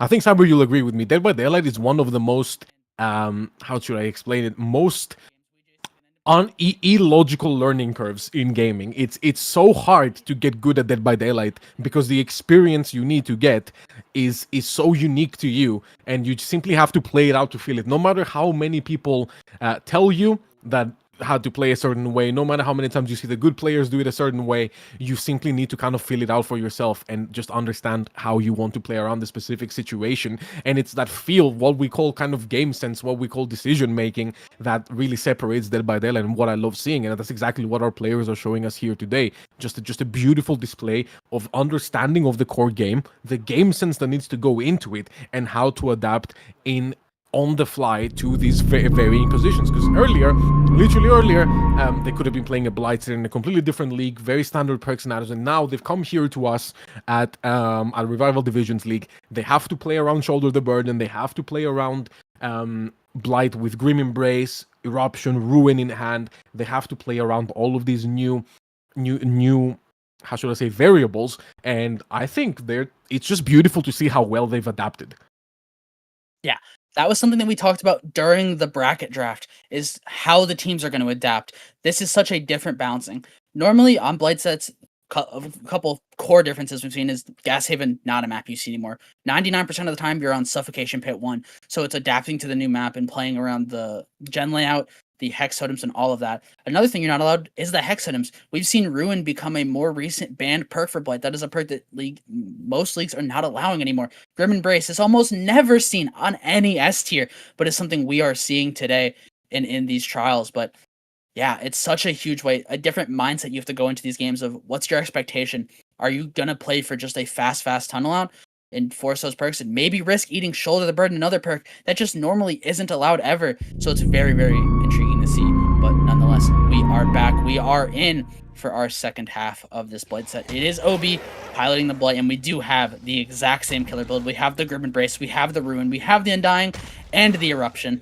So a fully aggressive build towards these gens. And we have a little bit of Undying value coming in early, getting that aura on Bucky around the back main building. And that is a first 5 rush conversion on this main. And it looks like Bucky's going to take the vault into the building, but it doesn't look like Obi wants anything to do anymore. Instead, it's going to be leaving, just pushing these gens, taking that tag and leaving. Who is this now? I think this might be Dolof, who's going to vault over that pallet. No Lyth on the Survivor, so that will just be a very fast M1. Rushes are back up. We're going to commit this for down 1 rush 2, and that is an electric start to this trial here, Volkuz. And look at this Cyber, this is the Shoulder and the Burden player. Normally, in Blight sets, you want to focus Deadly, but arguably here, more important that you get the Shoulder and the Burden player. Now there is nobody to shoulder Delof, he has the anti-tunnel in DS, which is very, very smart to pair those two perks together, but when the shoulder is simply now out of the trial, it cannot be used anymore. So arguably the greatest tool that the survivors have access to right now has been stripped from them by having Delof be that very first hook. And I think that's why Obi didn't want to commit Bucky. He knew Delof was the obsession, and he knows that if you have a shoulder roll out, you're going to put DS with it. So I think he was specifically looking for the obsession to try to get shoulder the burnout. Very, very smart there. And of course, great mechanics by Obi to convert both of those flicks early, and converting another one. Converting early flicks with early rushes with the with Blight is just so huge. He gets so much pressure early game, and look, he's not even going back to Delof. He doesn't care. He just wants shoulder the burden to not be an option anymore. He's gonna tunnel out somebody with no DS. He knows he has time because of how good his early game was, and that is what game sense is all about. He knows exactly where he can push and where he can pull. He's also getting his pain res, his stacks from Grim Embrace. Mind you, he doesn't even technically need to 4K. He just needs 10 stages here. So I think, based off of this start alone and how the game has progressed, Obi's hard chilling right now, Cyber. I would agree, but I would remind you, Jason was in kind of a similar spot in that previous trial. Obviously, we did not get the shoulder burn, and that is not the slow vault you want to see for Bucky there. It'll just be a break on the spot. I'd imagine we might even break a door in the garage to try to have a faster exit, or not, but it looks like we are going to take this hook, and maybe we'll go for somewhat of a tunnel out angle here. Or sorry, not a tunnel. This is not the survivor that got hooked. My mistake here is Bucky was the survivor that was tagged off rip. This is going for our third Grim Embrace. Is now it is just Jason left, the lone survivor who is gonna hold back this perk, rushing out of the basement. But yeah, we saw a very fast start in the previous game, but it just came down to 1 or 2 chases, and that still isn't out of the question. We still have a lot of resources on the map left, a lot of pallets left to play. As Obi bouncing around trying to find someone. No gen has popped yet. Jason, about 75% on one right now. We see Gustavo. It's going to be about 25% now. Delof going to be forcing the break. Going back to flick the beam, but I don't know if we're going to be able to get the blind. No, we're not. That was a little bit of a late reaction there. M1 going to be taken, but we have the sprint burst close to 99. Delof taking that hit towards the shack. I think we have the pallet. Looks like, no, we're not even going to use it. Instead, are going to be a little bit greedy. Oh, I'm mistaken, actually. We used the shack pal earlier. We didn't have that resource, so that's why we played around those tires. I think we were hoping maybe to get that sprint burst back online, but instead we find Gustavo here. Delof down, Gustavo in chase. M1 going to be taking Bucky coming off the hook at the same time. Looks like the reset is going to come through, so Obi has the confidence to know what every survivor is currently doing right now. As Gustavo bouncing around this. Are we going to be able to make this? No, we're not. That is another survivor on the floor. We are going to end up picking up and taking this hook stage, but this is still a very, very good start for Obi here, Volkuz. Yeah, Obi understandably not wanting to commit onto Delof again for the pickup, simply because he knows that that's going to be DS. That is arguably the strongest anti-tunnel, even though you might argue Resurgence is stronger, but Blight has a much easier time dealing with the Resurgence than he does with the decisive strike. And now, yeah, quick M1 tag down, finds Jason again, can simply slug this and go look for the pull onto Gustavo, but again, he can just be more reserved, play a bit slower. He has all the momentum on his side. Yeah, I do not foresee how anyway. This is going to be 4th Grim anyway now. So Delof is obviously on the hook, so he knows where Bucky is going to be. It's one of 2 places. He actually expected a bit of a slower rotation. There's slight misread there, and now Jason is able to get this daily off Reinley's face, but Obi simply ignoring Jason as he walks on by, doesn't want to mess with that BT, instead much more content in fighting the reset here, which of course was fast enough to tip him off that he was right near the hook. Finds Bucky again, no gens able to be worked, Delof on the ground, Jason undoubtedly probably going for that pickup, I would imagine, or Gustavo if he's managed to break off fast enough here. And yeah, this is very, very difficult for Sinners. This is even a potential 4K5 if Obi keeps playing like this and having just insane momentum on his side. Goes to show you that if you make the right decisions and you're able to have good mechanics, especially on Blight, doesn't matter what the survivors have access to, Obi can simply make it happen. And now Gustavo has gone down. That's going to be 1 survivor dead at 5. No real gen progress on the map. I believe we still have Ruin up. So that is definitely put in some work already, and it's going to keep putting in some work right now. They have no cleanse yet. They haven't really had the chance yet. Ruin and Dying both still up. Grim Embrace now used, but Obi doesn't care at all. First and only gen going to be going down here for Team Sinners. Able to get popped. And yeah, I think now Cyber, the rest of the game is much more of a formality. As much as I want to never say never, I don't think there is really a universe where Obi at 4 gens remaining, in everyone has at least 1 stage, everyone injured. I don't think there's any way he's not getting 10 stages out of this. Yeah, we're 6 out of 10 right now. We only need 4 more, and we are in chase with the left. We do have a couple gens that are pretty high progress. Maybe a reversal, I think that was coming in. Getting the stun there, not giving that down just yet, but already knowing Bucky on the Shack Gen, getting the hit through the window. That is going to be another down, but Obi doesn't want to pick this. Obi wants this 4K4. They want this going into that nurse set. They want to force that TB. But it looks like now going to be going down Deloff. Obi has every server on the floor, but Jason. Instead, going to end up picking Deloff here, just putting them on the hook. Wasn't sure, maybe they didn't get the plot twist off. I wasn't sure if I could see that Fung was able to get the perk activated or not, but just to be safe, we are taking that hook stage. As we know, Deliverance already was used on Jason, but looks like now Obi bouncing around, just trying to see, can we hear the grunts of Nia? And we find them on the gen. That is a 4K4 for Obi. What a swing of result here, and what a set here, Volkuz. Oi, oi, oi, Obi coming out to play. Again, I mean, this was Sinner's pick, but what did they expect against Obi? I mean, Obi, again, arguably top 5 killer players in the world. You can fight me on that, and definitely you can't fight me on this top 3 Blights in the world easily in comp. So again, picking Blight into Obi is very, very brave, and I think we're kind of seeing the results of that right now. Of course, it's not just it's not just not to glaze Obi too much. Obi, of course, did a great job. However, yeah, he had already seen how Praxis, I think he saw how Praxis Survivor side dealt with the build that Jason was bringing, and he just wanted no part of that. He wanted to hard focus on finding the shoulder the burden, and I think that's what really paid off in the end and made him be in such an advantageous position right now. When shoulder's in play, you don't need to care about deadly. You don't need to go looking for it. You have Grim, so you can play for map pressure, and if you remove their shoulder the burden, then they don't really have anything to stop you from going for that tunnel out after you've already built that map pressure with Grim Brace especially. So I think Obi simply had the better game plan going into this. Even if we take their mechanical skills and just throw them out of the equation, I think Obi just knew what he wanted to do, was able to get a great, a bit of luck there from the Undying to be able to get that aura in the beginning and convert the first set of rushes, but he didn't end up going for that down. He immediately had the play in mind and executed it. Brilliant. Yeah.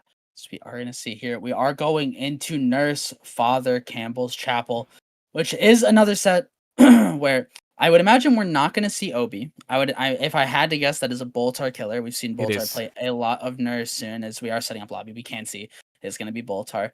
As I'm intrigued to see here is, this is another set that is a bit looser on the balancing. Now, I think if not we're not going to Cold Tower again, like I said. I just said Father Campbell's Chapel.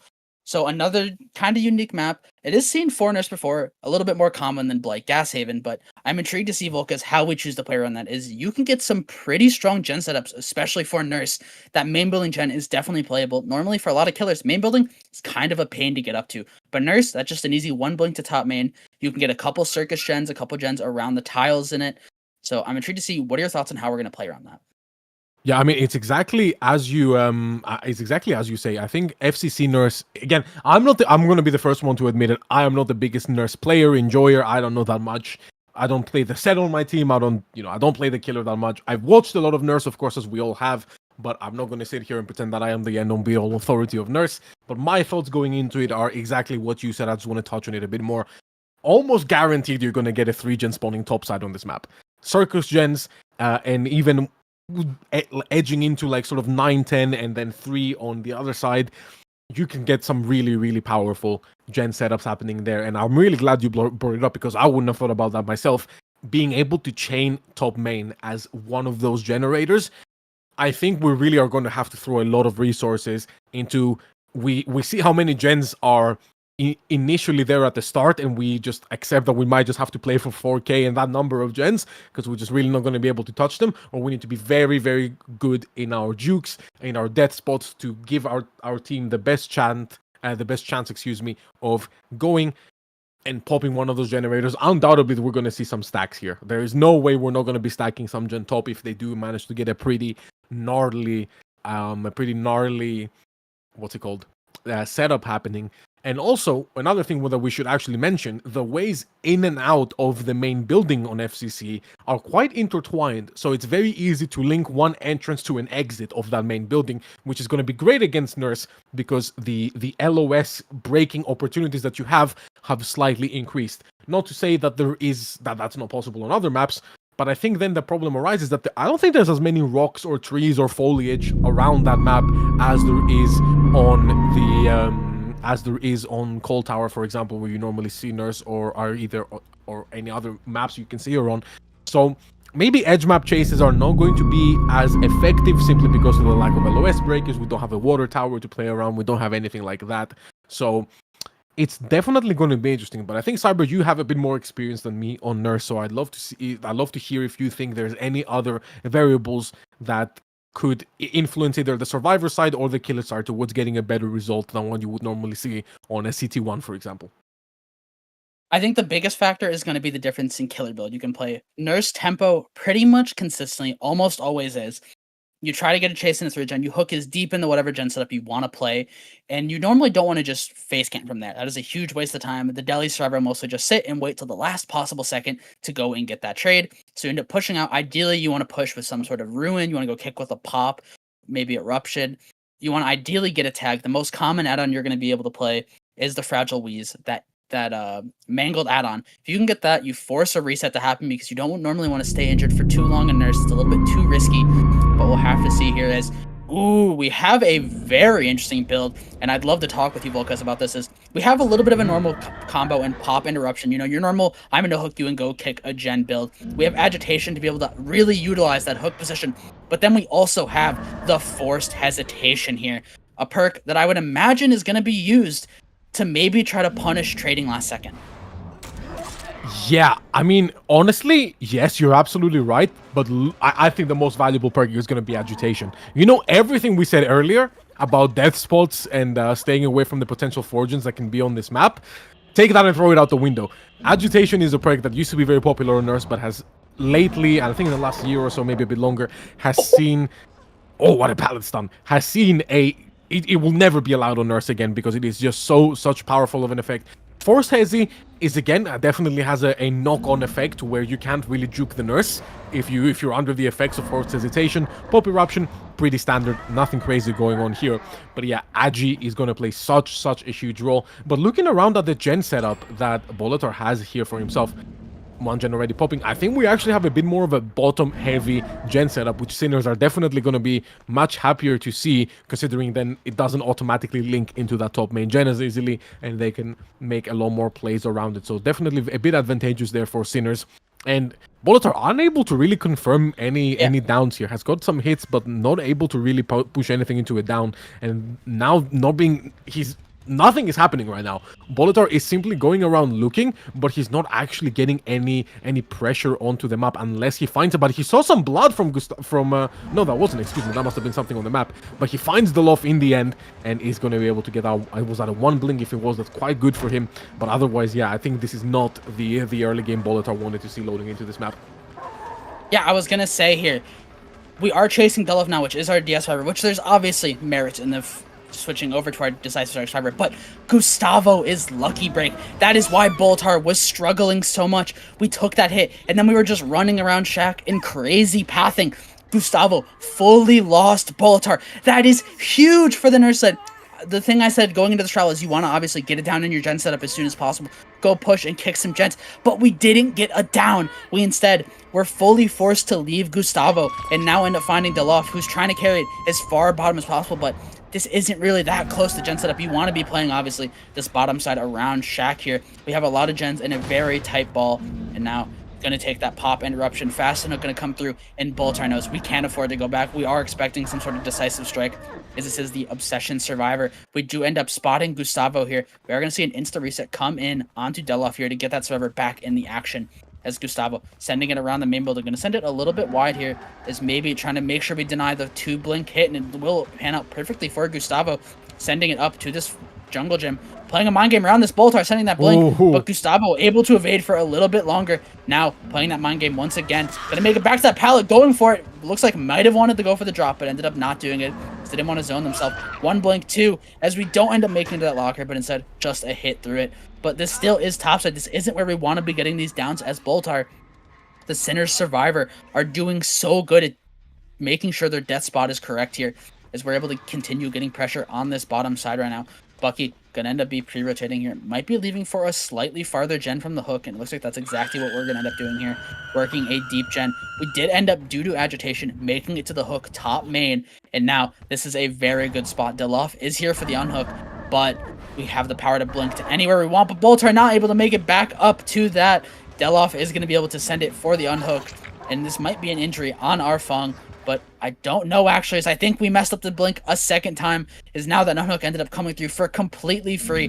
Boltar just trying to read which way we can end up dropping out of the main building, but waiting out the endurance. Boltar had the ears on the Survivor. 1 blink down. We had the dead hard, but I don't think Gustavo was ready for that blink, as well as the ping. You have to be a bit predictive with it. But this is now gone from a pretty rough situation to a little bit better. We still have a hook on top of one of our very active gens. We do see a generator end up popping right now. Going to apply pop interruption to the gen we ended up hooking on at the hill. But this is a little bit of a swing here, Volkuz, to be able to get ourselves back in this game for Praxis. Yeah, absolutely. Look what a nasty hook this is, Cyber. Look how nasty this is. You can get straight to top main. You can get straight to the other active gen. You have a shack. You can always watch this. And, oh, okay. Are we overextending a little bit here? Is Boltar overextending just a little bit? Okay, nobody was there in time. Okay, I think Boltar more made a calculated decision. I thought that was a bit risky looking, but no, Boltar knows what he's doing. And yeah, it was an absolute it was a masterclass from Sinners up until this point to show you how to play against the nurse. But that great zoning on the main building from Boltar there just proved out to be a bit too effective here. We see Jason is stealthed up, ready for this pull anytime they get the opportunity, but I don't think Boltar is going to let them get it for free. Absolutely not. And Boltar can even just tag Gustavo as he gets off of the gen. And we see, oh, actually, no, Bucky comes in. We were just waiting here for a positional reason, not exactly sure, but Gustavo now going to be getting off of this hook, but more likely they're not going to be going to it. That's just what a beautiful... That was absolutely insane from Boltar right there, cutting off that window, and oh my god, Boltar! Wow, that was... incredible, great timing, great positioning, just mwah. The experience Boltar has on Nurse is just shining through like the brightest star in the sky right now, and Boltar just through his own skill is bringing it all back right now for Praxis, who was looking to be in dire straits. However, we are 1 generator remaining right now. Only Bucky, the injured survivor here, has gone edge map, ends up taking not the very best hit. However, if he dies right now, if we're able to convert these blinks, then we're going to be able to drag him all the way back bottom with our agitation, or at least wherever Boltar decides fit to find him. And yeah, the only gen we have progress on right now is the Lof on the top main generator. Again, look at this setup right now. Boltar can easily blink to this. He can always, at least, I think he can 1 blink to all of this. I'm not 100% sure, but I'm pretty sure he can 1 blink to all of this. So this is just such a strong setup for Nurse to hold. And with Forced Hezi in play, if he ever wants to go for a struggle, he catches the rotate for the unhook. Oh my god, that is absolutely huge. Getting the straight down immediately under the hook, and now freely Slugs knows the Lof needs to be on a gen, and he's already seen 2 gens, so he can only be on main. So just gonna go right after Jason for a bit, or maybe he realizes that Jason has a bit too much distance. No, wants to instead go to the other guaranteed piece of info he has. He's gonna use that pop eruption, and yeah, just so much momentum for Boltar right now, Cyber. Yeah, I would have to agree here. This, I didn't notice it off start. This was a 5-gen Volkuz. We have 2 gens on the left side of the map. We have the bottom side gen main and a bot mid gen. This was such a powerful setup. That early game meant so much, as we were chasing at Shack early on. I didn't even realize how strong this game could have been. The survivors, obviously in a little bit of a rough spot here, still have a 3-gen in 3v1, but getting the momentum back a little bit now, able to stealth out right now. If the survivors can fully slow down and allow Bucky to get that reset, they could be in a pretty decent spot here, as we could have 1 survivor sit atop the main building and 1 survivor sit at Shack. It looks like the Bucky maybe a little bit greedy. I don't know if we have any charges left on this medkit, or if we have our heal 99 to maybe to bait, as it looks like Bucky going to be rotating around here, playing that 1 blink 2, as no, we did not have the heal 99. We did not tap ourselves with that medkit. This will be just another pickup. Bucky going to be going on that hook for the first time, as this is our deliverance survivor though, so doesn't have to have anyone come rotate in for this unhook right now. Is Deloff sitting atop that main building. I would like to point out, I think we've taken 2 kicks at least on the main building gen, which both had Eruption on them. So there's 4 regression events we've at least taken. Got to keep track of that here. Is 2 more Eruptions and Explosions. And that's out of kicks, and we can try to play the game to slow this down here, as it looks like we're going to wait and apply our 3rd kick, Eruption applied, so it'll be our 6th once the next down happens. But Bolts are a little bit paranoid, going to end up checking Shack as well. We know the main building obviously just got reset to almost 0, but Shack has a little bit of progress on it, as we see Bucky faking that unhook. Now will be fully committing once the kick animation is confirmed, Volkuz. Yeah, Bucky, I mean, I think Molitor there tried to call out Bucky's timing on the deadly, knowing that he already went to go kick, but great comms there must have been from Sinners to be able to exactly inform their teammate of when and where the nurse was and what was happening at the time. So now Bucky is going to be broken for a pretty decent remainder of this region situation we have here. We see the love kind of escorting him to the top side. Cannot afford to have anybody go down in this region right now. We cannot be putting an injured person here whatsoever. And we're kind of in the stage of the game where we're in a 3v1. This is something you see very often on Plague, for example, where we have a 3v1. We have the 3 gen that our killer player has elected to try to play, and now we have to stealth around, try to not get tagged, and if we're going to get tagged and hooked, we need to enter the process of exchanging these hook stages for progress. If we're able to do that, we might give a few stages out, but it will not be the end of the world. We're going to be able to hopefully avoid that 4K. Oh no, but did Molitor not hear them on that gen, or did he simply want to bait the rotation back to the Shack gen? I think this might be a little bit too far. They are stacking this. They might pop for this, actually.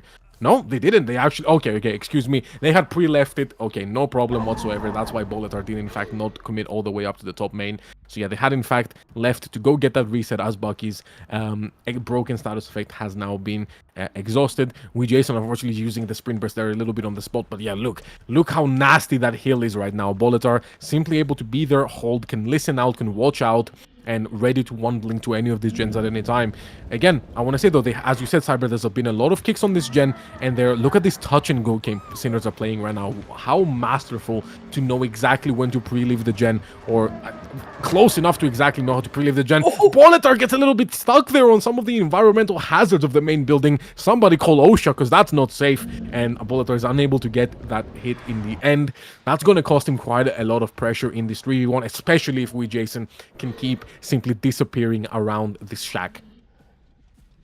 Yeah, this is the tempo you need to play right now. These survivors are playing this so safe, and of course, as I say, that Deloff will end up getting found and taking that tag instantly. One blink going to be used. We have the lightning tile to be able to play. One double back isn't going to quite pan out in their favor. We have Bucky stealthing right around this tile. No beam saver firecracker coming in here, and said we're just playing it safe. Not even that Bucky has it. We have the medkit in hand right now, but Jason now just can pressure on this Shack gen. We are playing this so slow for the survivors right now. Just trying to get as far as we can. Agitation. You know what, Volkuz? At the start of this trial, you said agitation was going to be the most valuable perk. And you know what? You were 100% correct. Pop and eruption are definitely helping. But the fact that we were able to get multiple hooks onto this hill, even though the downs have been mid or top side, has been so crucial into this trial. As Bolts are now waiting, trying to find the unhooked person coming in, and it exactly will be Bucky, who's going to send it right now, end up trading their life, but Bucky does have the Unbreakable right now, so we cannot confirm, or we cannot commit to just slugging this, as that survivor will end up getting up, as it looks like we tried to bait. Jason thought we were going to maybe blink into the Shack, walked out the same door, but had the sprint burst to not give that hit, as now going to maybe try to reselt this. We're going to probably kick this gen, I would imagine, maybe. Yeah, we are blinking back to that hook right now, as we're just going to take the hook. We already used our deliverance on that survivor, as Jason now going to vault back into that Shack window and start sitting on that gen. Now, this gen is one that we can at least sit on the hill and see due to the broken walls in Shack, but the main building gen, we can't explicitly see the gen, but I think we might be able to see the sparks if they are flying through the wall, if the regression is still coming through on that main building gen. Now, we do see Diloff is the survivor pressure again. Now, blinking back, we do not have information on anyone rotating in just yet here, Volkuz. Yeah, I think whatever Molitor didn't get on the top side gen split that would have been more beneficial for him, he got by simply this hill hook spawning. Finally is able to find Jason here, who has done a great job just, again, playing this hit and run. And now this trade with a death hook survivor on the ground, we can simply pick them up and kill them, get them out of the way. He might even choose to not hook on this. If I was him, I wouldn't hook on this. I'd hook on a different hook to just keep this hook here anyway. But since we're going into 2v1, it should not be all too important. Knows where Jason wants to be, knows where Bucky wants to be. This is pretty much not but everything but confirmed the 4K1 right now. As yeah, Molitor This hill hook is absolutely nasty. Agitation in play is absolutely nasty. These gens bottom are absolutely nasty because they can all be one blink too. That is just the gold standard for what happens on Nurse. If you can one blink to it, you can simply control the 3 gen. So yeah, very, very, very strong from Ward here. Now Bucky can end up sitting that gen and taking it. It looks like we are going to pick up here as well as our Unbreakable Survivor, so we know. We knew that was the Deliverance Survivor early, so it's a pretty safe assumption that this is Unbreakable. Normally, you pair Deliverance with Unbreakable or Plot Twist. Looks like Jason just sitting on the gen. Has the Sprint Burst, 99 if we do try to get away, but it looks like no. We're not even going to try. We're just going to let ourselves get grabbed. Jason knows there's not much we can realistically do in this trial. We're going to end up getting that drop. And what a recovery from, honestly, a very good start for the survivors. But getting the hook on the bottom finally, able to play around those gens. Boltar knew exactly what they wanted to do. What a trial there. Yeah, I think this is showing us exactly why S tiers are the S tiers. Even if we give our survivors a lot of great tools, and even if the map is kind of looking maybe slightly favorable to them in some situations, we can then immediately see how a good Nurse player in this situation like Bolitar can take advantage and really just push it, because I don't think Sinners really even made many mistakes. Sinners had great positional play, they had great pre-leaves, they had good tempo, they understood how to play around tempo, they had good pull timings, apart from the early game, apart from the very late game where the pulls were kind of forced and they just kind of had to happen. They overall were very, very on top of their tempo.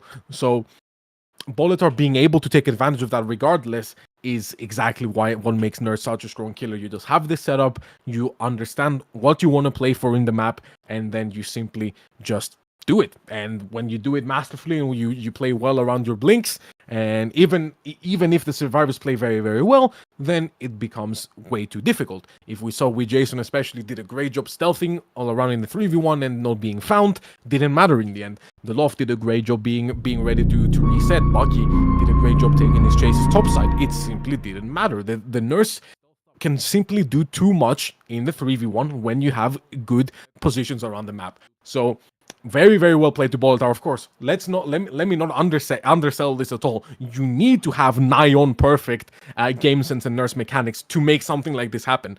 Don't look at this and think this is easy. Nobody's pulling this off. Ain't nobody else here pulling this off. Bolitar did a great job, and I think both teams need to be congratulated, because again, Sinners didn't make many mistakes, but neither did Bolitar, and he ended up getting rewarded for it. However, we have 4K1. If we get a bit of a 5-gen going or something of the sort, then a 4K2 could still very much be in the card here in this tiebreaker, Cyber. Bolitar did do extremely well this game. I mean, we have to also just look at this chase right here after our survivor gets unhooked. You pointed this out during the trial, but just look at this. He's waiting out the endurance status effect here, blinking ahead to body block the vault, and then waits it out perfectly. Insane. Just insane. I think it's literally the last pixel. Endurance, we have the Dead Hard in tow. Obviously, Gustavo is never going to use the Dead Hard if we have our base kit Endurance from coming off hook.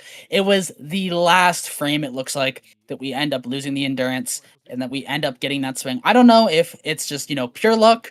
Most of the time, most killers that I know have either some sort of overlay counting, or they just have a very, very good mental timer counting 1, 2, 3, 4, up to 15 seconds where you get that. But it was pixel perfect, I would say, because that also could have been huge. If we take an endurance hit or a dead hard there, we make it back to topside, and you can't really afford to allow yourself as Bolitar to be in a 4v1 still at that point. So that was such a crucial point to be able to still secure this 4K.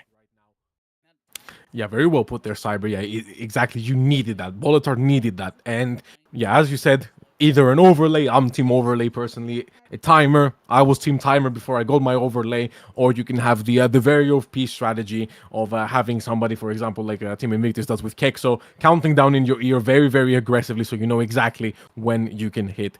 And Bolitar, no matter which solution he came up for, he got the information he needed and he used it to his advantage perfectly. And honestly, mechanically, I don't even really think I remember a time where Bolitar outplayed. He kind of got where Bolitar misplayed, excuse me. He kind of got a bit messed up by some of the that little Scooby-Doo moment that cracks me up. But he kind of got messed up a little bit in the main building with some of the of the rubble on the ground. That might be particularly challenging to blink across as Nurse. You know, all of my Nurse players know that the Nurse has never really worked very well. So there's definitely some objects that become harder to blink through than others, but again, I'll leave that up to the more experienced Nurse players here. So 4k1 tie condition, 4k2 win condition for Jason. I think a big part here, Cyber, of whether we're going to be able, Sinners is going to be able to get this, or we're going to have a good chance at it, is going to be determined right off of the spawn. If you're right in the moment we spawn into the map, we're going to see where our gens are, we're going to see our setup, and that is really going to determine how this game is going to be played out. Yeah, absolutely here. It comes down to gen setup. Like we said, we talked about it before that Nurse game, and we're still going to talk about it as it's the exact same thing. That was a 5 gen that we had at the bottom there. 2 of them did end up going, but we still held that 3 gen. Main building to shack. It just the bot mid hill as well, so crucial, as we can just sit on that hill and have all of the information we would ever want. We are within 1 blink of every gen. That's just one of the situations as a Nurse player that I would dream of.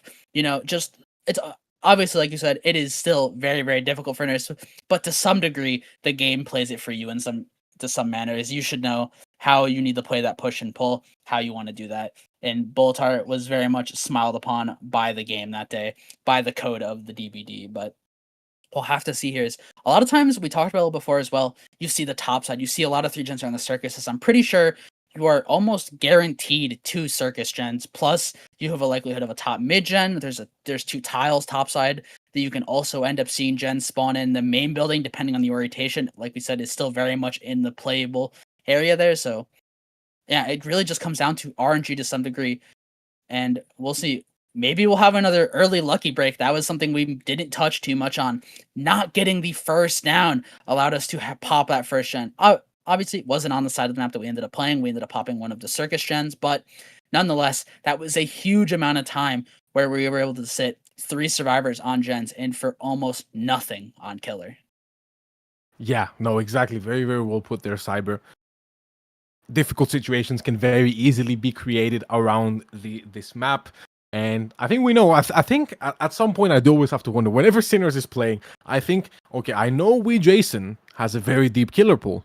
I actually am not certain. Maybe one of you can enlighten me. Does anybody play any other killer in Sinners? Does somebody else have a killer? But regardless of what the answer to that question is, Jason, you can't play every killer. It's not possible. You can't play every killer at a level where you can go against Praxis. I think his Nurse is very, very good, but there is, like, at some point you surely run into an issue of he's put his eggs in too many different baskets. Even if you have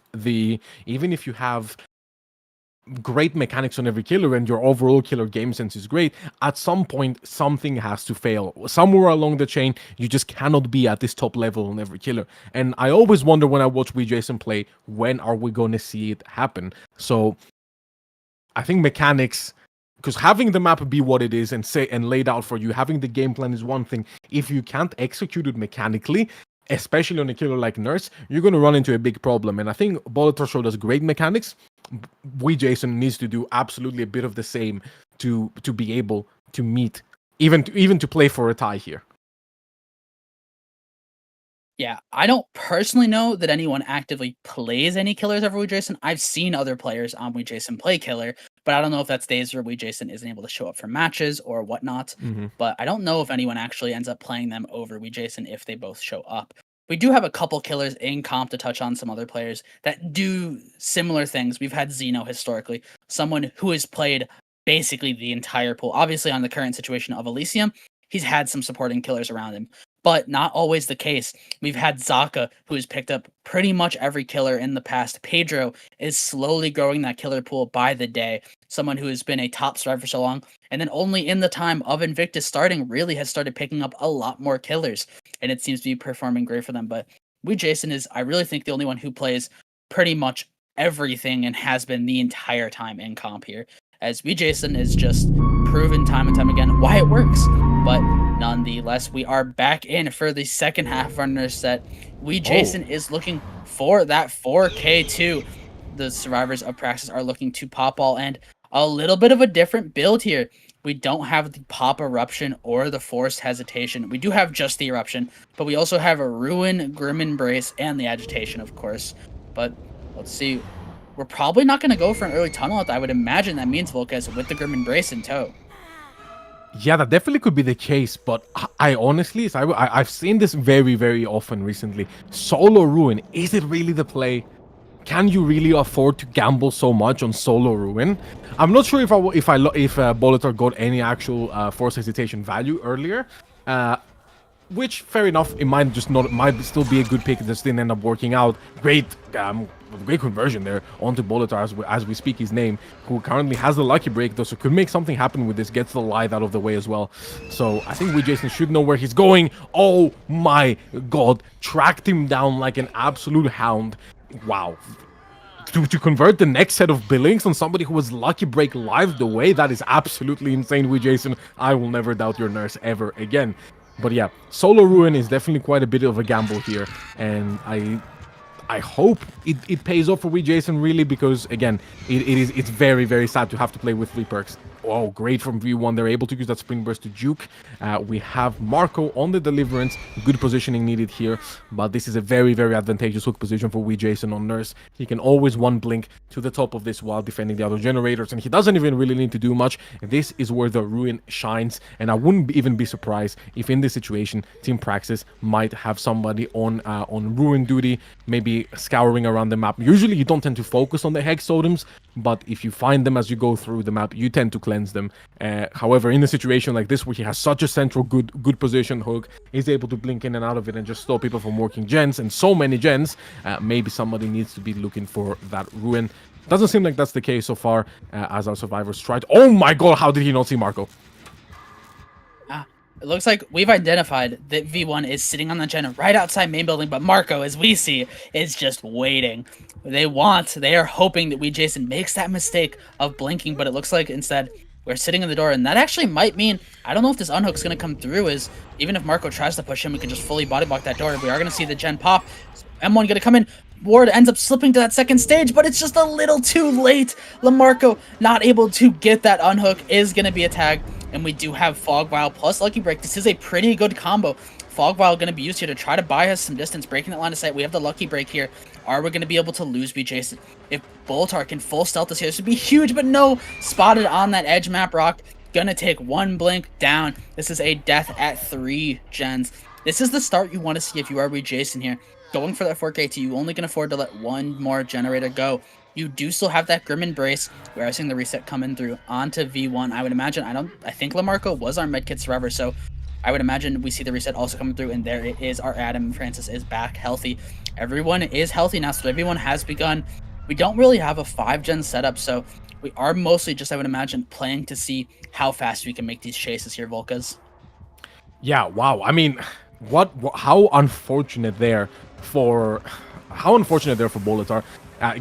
Slipping into that second stage, Jason, great timing there to know exactly when to leave to allow them to make sure that Bolitar does in fact go to second stage. Marco already there with the deli, cannot afford to get caught out just in case Jason wants to go back, so simply has to pull him there, and that leads to an expedited tunnel out here. Oh my god, he's so clean on it, Cyber. He's just landing blinks left, right, and center. Again, he must have heard me and taken what I said personally, but yeah, his nurse is absolutely next level.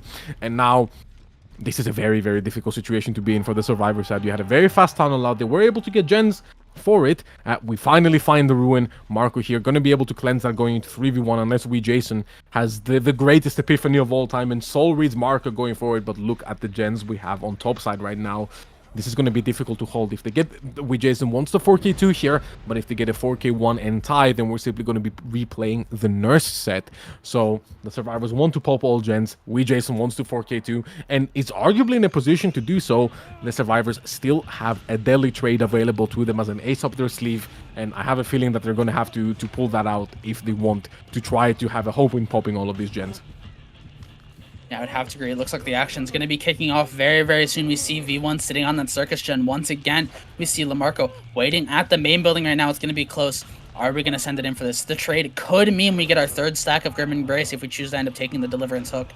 Looks like, though, Marco just waiting. Super, super patient. Going to try to push us the last possible second. Didn't pan out last time. We'll see if it does this time. Here is Silhey now. Going to end up going for... Oh, no, sorry, Lamarco, I mean. Going to end up sending it in. We are going to get the trade before second stage. Taking that down, we see V1 sitting on that Circus Gen. Are we just immediately taking this hook? No, we are not. We instead are going back, taking the BT hit on the Silhey. But don't think we want to commit that, as it looks like we immediately turned around here, sending it back to the down of Lamarco. And I think we are just going to eat that Deliverance here. We want that third Grim Embrace stack. We also have the information on V1 here. We're looking at the Gen. We see that the Gen is no longer regressing. V1 has to be the server that is on it, based on the fact that we're only in a 3v1. And we're just taking the deepest hook possible. This is a very smart move by Jason here, and just try to cut off as much of the map. You know Lamarco got that first unhook. You know we're probably going to end up just popping that Deliverance almost immediately. Probably as soon as we get this kick, to be fair. But that also could be quite risky, as the Gen's position, even if we commit to the kick, is still zoning Lamarco into that corner. Question is now, where is V1 in this situation? Are we stealthing topside for that Gen, or are we walking away? And it looks like V1 is just taking a calm stroll down the map right now, Volkuz. Yeah, I have a feeling he wants to make sure that that he has his exhaustion ready. Gonna take this time to put some pressure on the other side of the map. This is a generator that Jason arguably doesn't really care about. That he can let them pop this one, and now he's getting a lot of value from Marco simply being on that hook. I guess V1. I thought V1 would maybe have a plan of using his Sprint Burst aggressively here, but I think now they're just taking advantage of Jason's paranoia that they might come back in. However, they are letting this top gen really regress. Marco can deli whenever he wants, and is going to wait until last second to do it to allow them to have maximum gen progress on the other side of the map. However, Jason is absolutely fine with this. He knows Marco is going to deli. He knows that this gen that he actually cares about is getting is regressing as we speak. He can tag him in one right now, follow up with the blink, and if he gets that, this game is pretty much over. There's just, even if they pop that gen in the far distance, but great juke by Marco, unable to let Jason get the best of him here. Has no overcome to play with, has no exhaustion, has the unbreakable, so he's kind of unsluggable, but he does also have no deli, no nothing anymore. And yeah, just the unbreakable going for him, but I think Jason is going to have sniffed that out and is going to go for the pickup once again, using that agi to get a very deep hook, as deep as he can on top, I would imagine, or alternatively a hook in sort of the middle where he can see the rotations coming from top, mid, and around the main building, as that is also very important, considering he doesn't think he will ever be able, even if he hooks deeper into top, Marco is never going to be able to make bottom really, because of the fact that it's Nurse, and if Jason's already there, he can simply tag it like we saw earlier. Great blink onto Silhey, oh my god. But yeah, Jason choosing to get Marco onto this hook, which is just a more advantageous line of sight on him. He can see the gens, he can see rotations, and this is very difficult for Praxis right now. Getting that blind of the Jason, is this going to be an opportunity? I don't think Silhey can go for this pull, being injured. If he were to get slugged underneath the hook, that would be pretty much game over. But now Jason needs to be aggressive and needs to find a tempo that he's comfortable settling in to not make this go to a 4k1 at least. Yeah, I mean, the gen setup is one to allow you to do that here. You have that top sector gen, you have the 2 Circus gens plus top mid, and you also have the main building. Looks like we are going to end up finding V1 pushing him right now. One miss swing, a blink, and a miss swing. This is a bit of a momentum shift here, as V1 is going to not end up taking that tag. Actually, we end up hitting the basic endurance of Lamarco here, going for the 2 tap. 1 blink, 2 is going to be the down. We do not have eruption on the main building, but we know the Circus gen was hit by it. We do have Silhey sitting on top now. This is going to be a 2v1. This is currently in Jason's court. We need to ensure that nothing else pops if Jason wants to take this for Sinners. 2-1 on the day right now. Looks like instead we're going to push towards the Circus. We see V1. Also, if we get V1, that is going to be our last Grim Embrace, allowing us to also have the aura, but no, we don't even want to go for V1. Instead, taking the injured Silhey instead of blinking atop the main building, catching out that survivor before they make it to anything. And we have a hook, look, literally right next to us. We have 2 top main hooks. Doesn't matter which one. We're just taking it nonetheless, as V1 sitting on the gen is about halfway right now. There's a bit of a 50-50 we could play. Does Jason think that we are immediately sending it to the unhook, or are we just playing for the gen? It looks like we do find out V1 is sitting on top of the gen, and that'll be a 4k2 for Jason, and 2-1 overall for Team Sinners beating Praxis. Yeah, I mean, incredibly well played by Jason, but as we said, the match was kind of decided when we had this sort of topside gen split.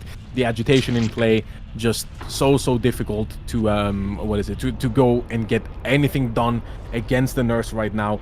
Very well played by Jason, excellent mechanics overall, as we said, proved to everybody why he deserves to be playing all killers in Sinners, and why he's one of, if not the best killer player in all of South America. Able to get that win here on the first round. Sinners versus Praxis. Sinners comes out victorious 2-1 and successfully advances to our next round here. Very well played. Great positional play by Jason. I think the survivors of Team Praxis tried all they could, but it's just so hard when you have a gen setup like this to go and try to defend it, try to exchange hooks for progress. It just doesn't really work out against Nurse.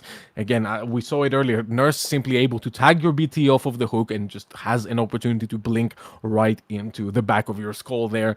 Even though Marco tried his best to be good on the timing and do everything he could. I think the most, I don't want to say egregious, but I want to say the biggest errors that had to happen during that game were Bolitar going second stage early on, and then having being unable to not get hooked topside at least. So again, very well done by Jason. Capitalized on every single mistake. Superb gameplay all around. What an incredible set in our first round here at Revival Divisions League.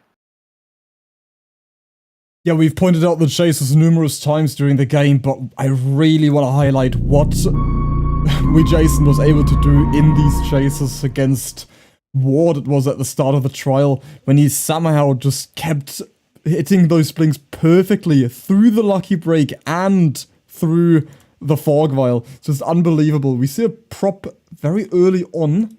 You're right here already. The fog vial obviously is also not only just annoying because you can't see anything through the thick fog, but it also deactivates your scratch marks inside, waits it out, gets the hit right onto him.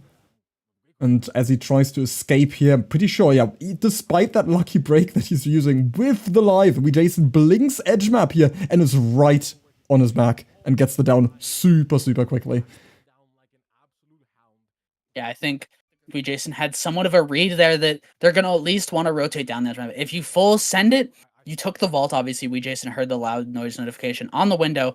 You have really two options there. Are you going to take your light distance to send it all the way down the map, or are you going to wrap the tile? And I think that was a very safe blink by Jason, at least initially, to go for that. It gives you the most amount of info on what they're doing. Even if they're not in your range, you still have eyes on them to be able to fatigue and then go for the two follow-up blinks on that moment for what Boltar wants to do. But it ended up being we tried to send it down the map, and it was just in range for Jason to be able to get that second blink and get that down right there. But yeah, Lucky Break, honestly a perk I wasn't expecting to see. Not a perk you normally think about super often in S tier sets, but one that came in as huge impact today, as this wasn't even the only chase where Lucky Break really almost mattered. It was also that later moment that came up where off of that unhook, unfortunately Boltar did end up slipping to that second stage, which I think we will see here in a second. Yeah, Lamarco comes in just a second too late. We do end up getting that tag. We jump off the main building, and we have the fog vial plus Lucky Break. So a bit of a gamble on which way we're going. We do run out of main here, and Jason just such beautiful tracking. I would imagine we don't see Jason's POV here, but if I had to guess, we were still up top in main building, looking out, seeing if we saw the head, and took somewhat of an educated guess to which way it worked, and it worked perfectly to be able to secure this kill and take us into 3v1. Yeah, as a non-Nurse player myself, I think some of the Nurse mechanics that we have seen displayed here today are absolutely just breathtaking, just beautiful plays overall. I think you guys have covered it much better than I could have when it comes to Nurse, honestly. And yeah, I mean, I'm very impressed with everything today. And I think what I liked most about what we saw from these teams is that there were barely any very big mistakes. I think going back to the Lich set, that unhook came out, that was quite the big mistake on a Praxis Survivor side. But apart from that, no immediate big mistakes jump out to me. Of course, I guess Jason slightly on the overcommitting Silhey, but these are minor. These are not game-throwing mistakes that just lose you the game on the spot, and there's still always comeback potential from them. But Yeah, especially because we're playing for win cons and everything. But yeah, I think what I like the most is that I saw both teams play very, very valiantly, barely making any mistakes. But every time there was a mistake, without fail, the opposing side was able to capitalize. And that is what top tier play is all about. So I am very, very happy that we got to witness this here today. Yeah, and that concludes the matchup for today. One that I really didn't expect to take this long. We've been live for almost we have been live for a good hours now. 2 hours and 30 minutes to be precise, but obviously it took until 1 hour and 46 minutes ago to get into that first trial. It's been a fantastic set of matches, and between Praxis and Sinners, we have now seen that very clearly Sinners will move on to the next round, and they will face off Onyx next week, while Praxis descend to the lower bracket.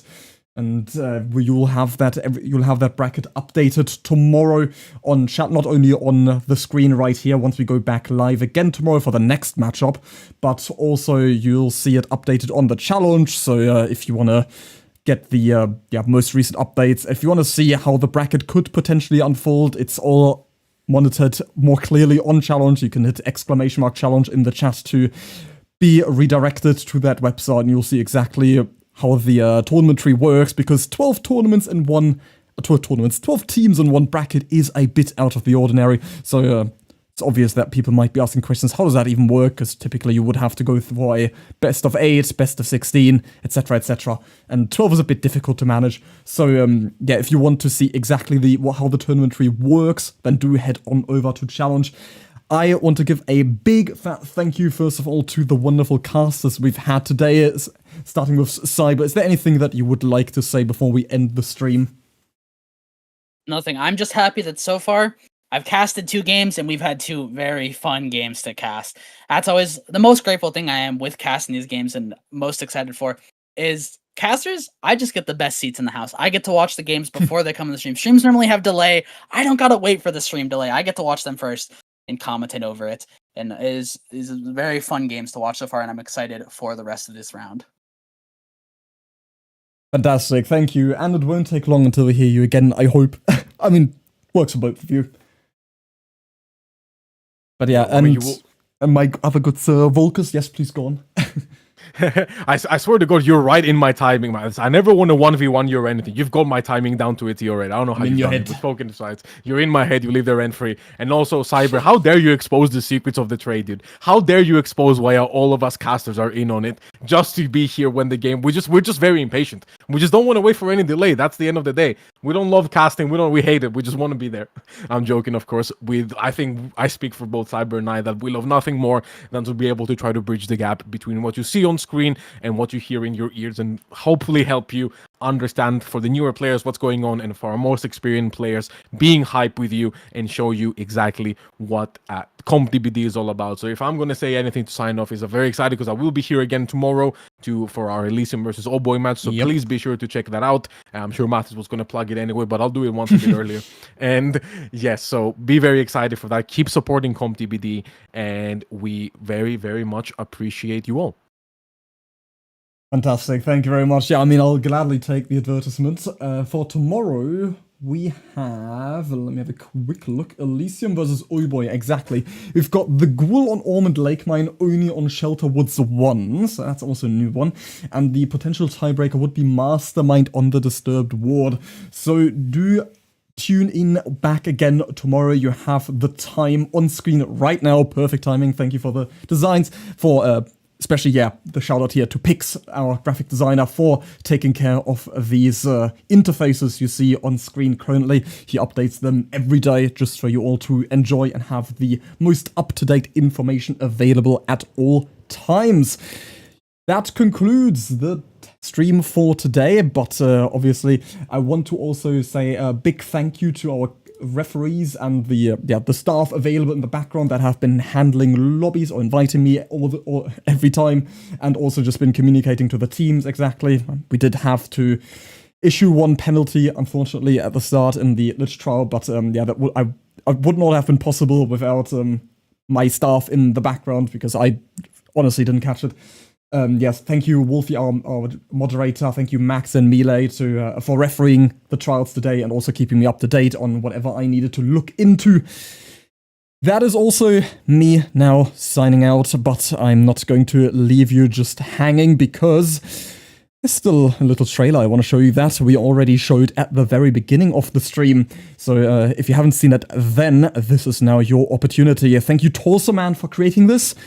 And this is Mathis signing out. Until next time.